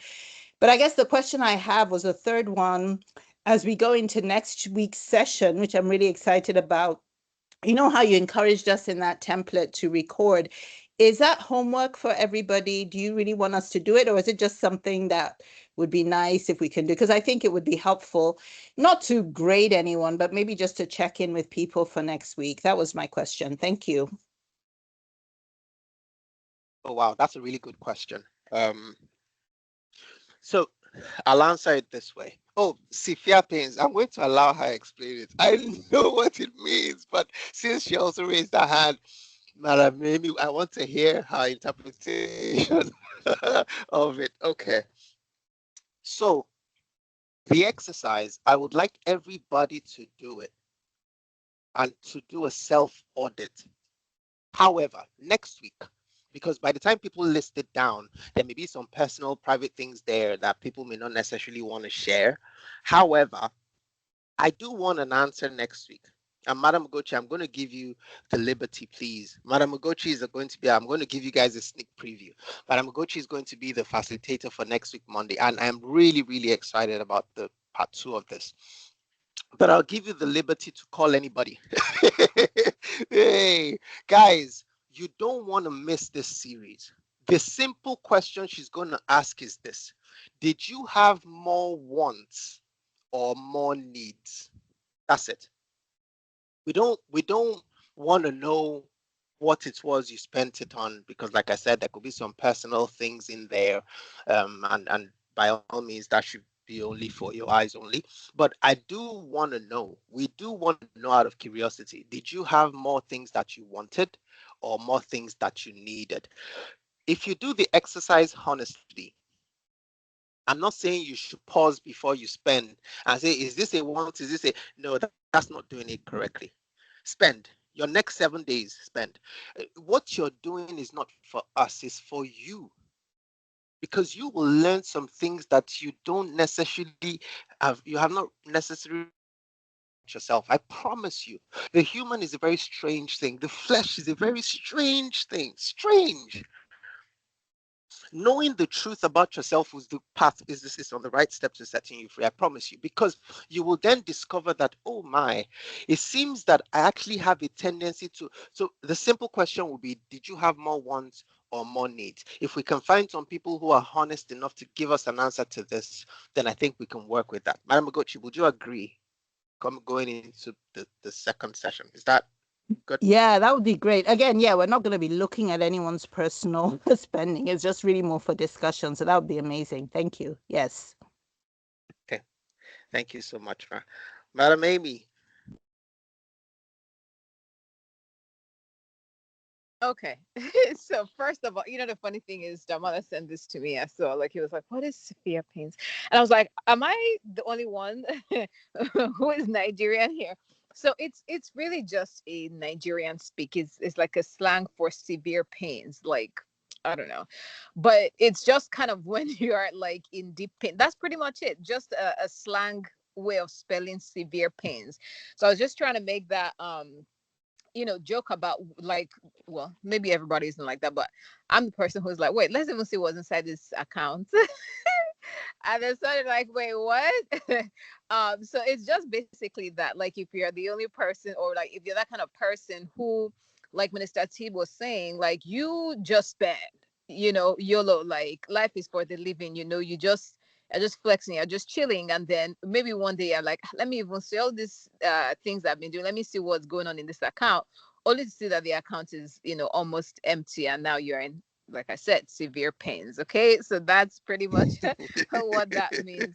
Um, so, but the other thing I wanted to mention, not even, well, a couple of things, not even so much a question as it is a contribution, because like the whole time Pastor T was teaching, my head, all I was hearing was subscription. So when he finally even touched on subscriptions, I was like, aha, because it was just a few days ago. I think I noticed that my bank app now like actually like lists out active subscriptions, which I was so thankful for.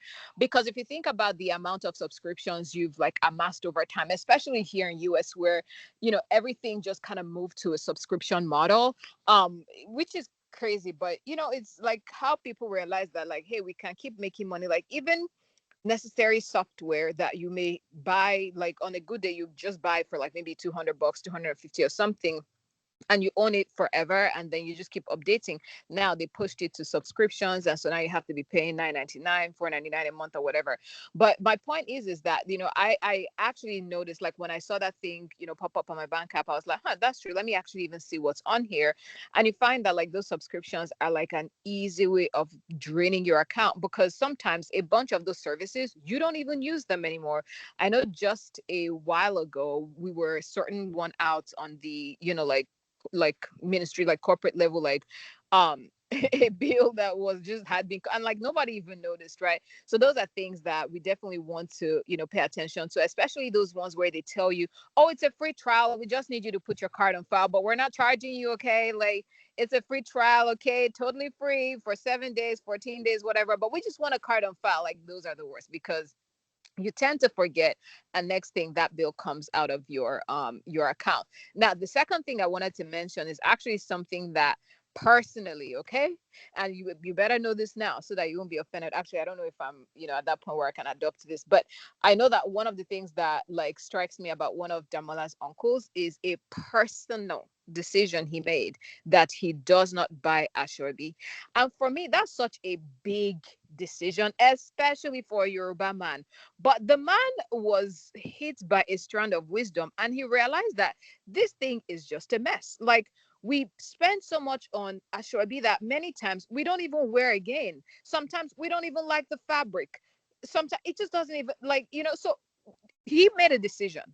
It doesn't matter who you are. It doesn't matter like what is going on. I remember attending, I think it was his wife's, was it 40th or 50th? I don't even know which one. I think maybe 50th or whatever. Like everybody come as you are. There was literally no Ashurabi. I don't even recall what it was like for his child's wedding. I think it was like just come as you are. To me, that is something that not enough people have the boldness to put in place. But I think that that's something that personally I'm willing to adopt. Some people don't care about it, but you buy the ashrabi just because it's like you're the only one who's not wearing, or now you look odd, or somebody's going to be mad at you or whatever. But he made it very clear, like, I'm sorry, like family, friend, enemy, neighbor, it doesn't matter, he does not do ashrabi. And I think it's just one of those things that quietly steal money from us. And maybe, especially for those who are Yoruba in the house, I'm looking at you all. Maybe it's something that aha, good. So he didn't call any like fabric, like, oh, this is the list we're all wearing or whatever. He paid for everybody's gilly and cap, and it was, basically, close family, and that was it.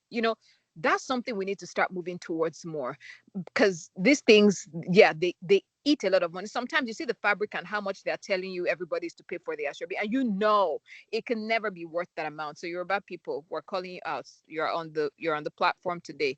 May the Lord touch your hearts and give you boldness to say no to that Ashrabi for your next outing. That's it. Back to you, Pastor T. Thank you so much. Thank you. I think I'm just out of curiosity. Our community members who are non-Nigerian. I'm just curious.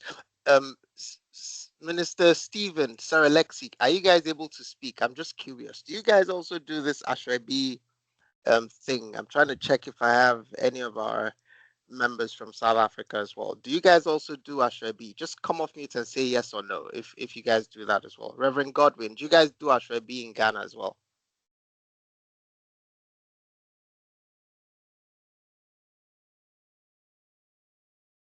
Okay.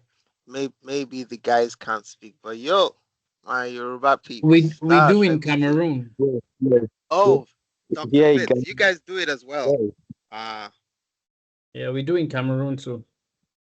okay, okay. Yeah, we do in Because I Ghana. promise you. Ghana too. Okay, okay. Because I'm During funerals and social events. right, right. Madam Emma, Rwanda, do you guys do Ashrabi as well? Like you pick communal wear that people need to pay for events. Maybe Madam Emma can. Do you do it? Yes, she's come off mute. We do, but not the way you guys sound like you do it. Like it's not really compulsory. But yeah, people do feel the pressure. Right, right. Oh yeah, and in my tribe, the person who is not wearing it can look like the black sheep. I promise you, person can look like the poor outcast that is not. It's a big thing. Can be very stigma. But I think let's tell each other the truth, right? And this can Sorry, I be stepped about away a for time. a second, Yeah. Mr. T. Mm, But did you? yes. Because somebody was just saying like they don't know what Ashrabi means. So I don't know if like you already addressed that. Sorry, I stepped away for a second, and then I just saw the comment there that they don't know what Ashrabi means. Oh, I didn't see that comment. Right. Ashwebi, Ebi is Yoruba for like family. So Ashwebi is like family wear. So the way it happens in my tribe is that maybe there's an event like a wedding, and then the family of the bride, as an example, who's probably the person getting married, will pick, even the groom, they do that, but they'll pick a particular item. We call something gele, which is head tie, fila for men, and then material that people then convert into clothes, dresses and different styles, then they sell it. So you literally pay them money for them to give you the material, how many yards you want. So if, for instance, they're doing Ashwebi and my wife and I were attending that party and we were friends of the bride who want to, buy into the concept of Ashwebi for that family, then it means my wife will buy the number of materials that will be suitable for me to make an outfit, for her to make an outfit, including Gili and Fila. I'm telling you that the amounts that those things can be sold for, and then they can package it and say that if you buy the Ashwebi then you get some souvenirs. It's commercial. That's what I'm trying to say. It's been fully commercialized, and unfortunately, because talking reality, unfortunately, that thing can generate a lot of pressure because you essentially have a group of friends who know each other and all of them are wearing different styles of that same Ashwebi, and then you're the only person who rocks up wearing something else. And people can start to look at you like, oh, these people have issues. Oh, things have gone bad. All sorts of stuff. Because communities like gossip, and gossip thrives where there's exceptions. You know how it goes. But all I'm saying is that pressure can be a reason why money leaves your pocket. Peer pressure it's not only kids that go through peer pressure. adults still, Ashwabi is a typical example of adult peer pressure. But pressure can easily make stuff leave your pocket because you're also trying to keep up with or put up a perception and stuff. And these are part of the things we need to answer these questions before we get into those situations. And I like the example that Madam Amy just gave, and also, let's see, very well explained, but we do that only in our funerals, and that's it. It's been our tradition and custom for years, though it's not compulsory. Oh, okay, right.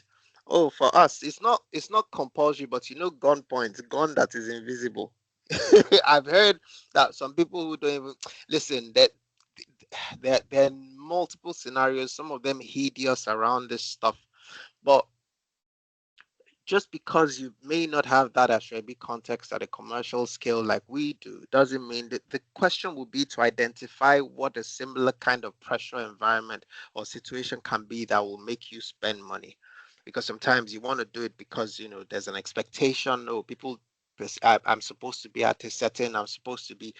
We must be able to narrow down the fact that those scenarios, we must accept those scenarios exist, but our response to it must be something we've actually thought through. And you need to actually do something about it, because the pressure can come up like this and it may warrant a quick response. It's important, if you've already dealt with those kind of things in your mind, so that you can say no. No is a perfectly acceptable answer. I can't do it. I'm not willing to. I don't want to read. Oh, thank you, but I will not be doing. Those are also acceptable answers. Why? Because you're the one who has come for this course. You're the one who's trying to know where your money went. And if that's an area where your money went, the problem sometimes is that the money that those things will come for, the other pressure situation, can literally take a chunk out of your inflow, a third of it. And all you have is a certain perception that people have of you, but inside you're crying, severe pains, like was earlier mentioned. So these are not things that we literally want to find ourselves, but it's important to actually understand these things exist, and begin to do something about them. Okay. Um, is anybody else bold enough to ask a question? Guys, I want us to leave this place understanding that we're building up, right? We had a two-part teaching that was really powerful about the reset, and now we've begun to build other things there. If you don't take anything else from today, it is the whole purpose of knowing where your money went is to identify the drains. What are those things that take the money out? Identify the drains. If you know the drains, you can turn them off. That's the response. If you don't know it, then it won't matter what comes in, it will still go down the drain. All right. So I'm gonna just check if anybody else has any questions. I'm checking if there's any show of hands again. For those who've joined us today for the very first time, okay, I see God servant Amola's hands up. Please go ahead, sir. No, I was just gonna mention, um, just just to reiterate the point about peer pressure. Peer pressure even goes beyond this family ashrabi thing. Um, Peer pressure is a major way you can leak money. I'll just give you a couple of examples. A few years ago, a friend of ours here claimed he was now getting into the art business. And the next thing he did was he ordered some regular prints from Nigeria, those things you see in the traffic. And they sell them very cheap in Nigeria.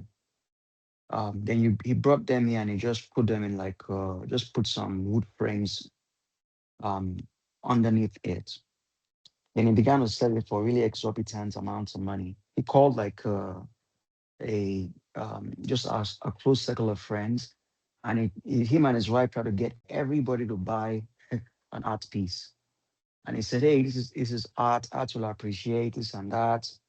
And he sold each piece for $500. Now you can buy these things in traffic, Lagos traffic, for less than 50,000 naira. And most of us felt the pressure to buy it from him just to support his business. You may not know, but when you start having some kinds of social circles around you, that peer pressure makes you do certain things. Another of our friends started a business making tuxedos and suits for men. Then he called each of our friends and he said, "Hey, I want you guys to patronize me. This is my business. If you don't patronize me, you don't love me." And he sold me, I remember he sold me um, a suit.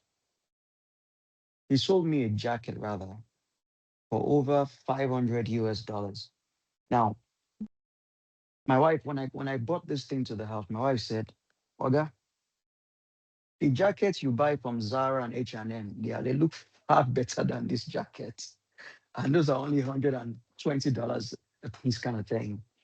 But he had used that peer pressure to sell his market. And I was just like, this is nonsense. So I was now, after those two occurrences, and I realized that peer pressure is a big way to leak funds, to leak money.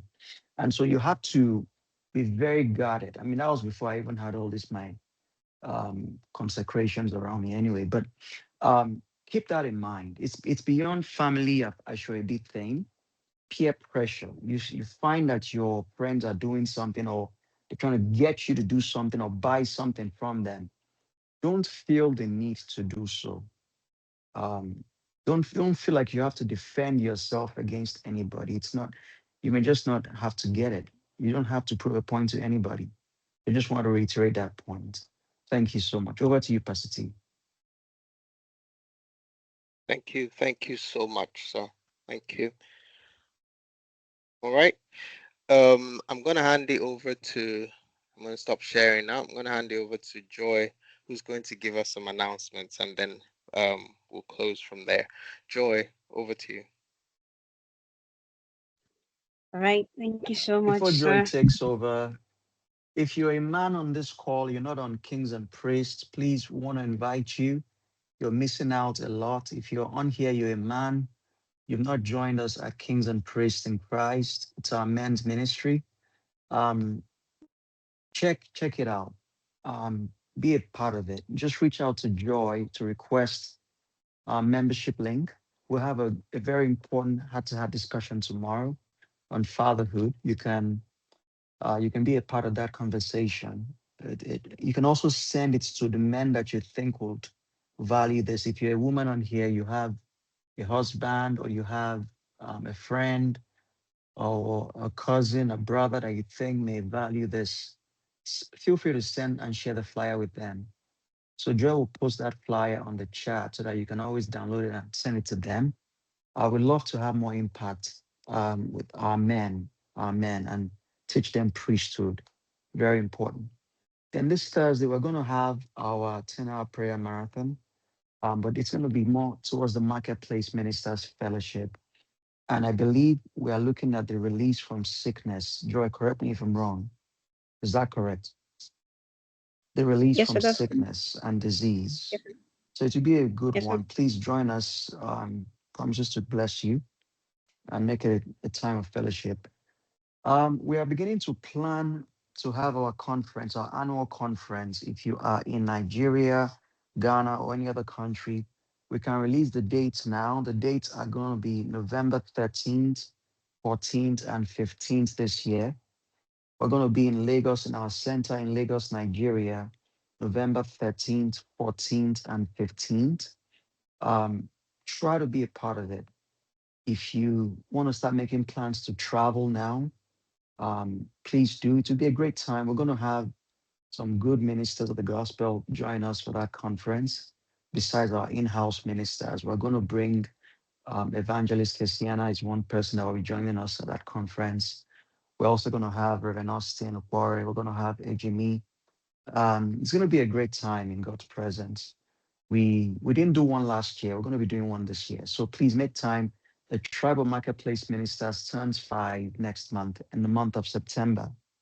Having said that, I'm hoping to be in Ghana for a meeting with our Ghana people by not this weekend, next weekend, upper weekend.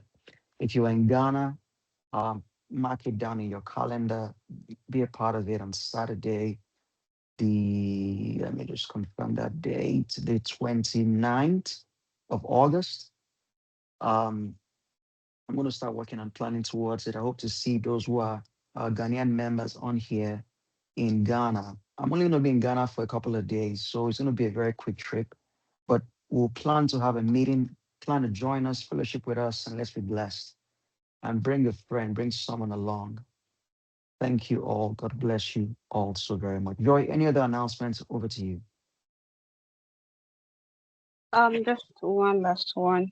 So the outreach team in Lagos will be going for an outreach in on this month. I'm just trying to find the flyer to quickly share.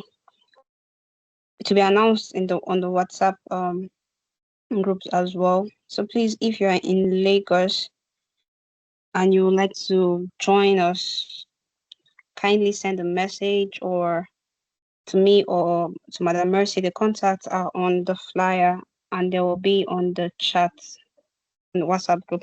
So please, if you'd like to come with us, if you'd like to support us in any way, prayers and through financial aid as well, we are open to receive all of those. And yes, thank you so much. Also, if you are new here, my contact is in the chat box. So please, send us a message. We would like to get to know you, and we'll also love for one of our leaders to get to meet with you as well. Thank you, and God bless you. Over to you, sir.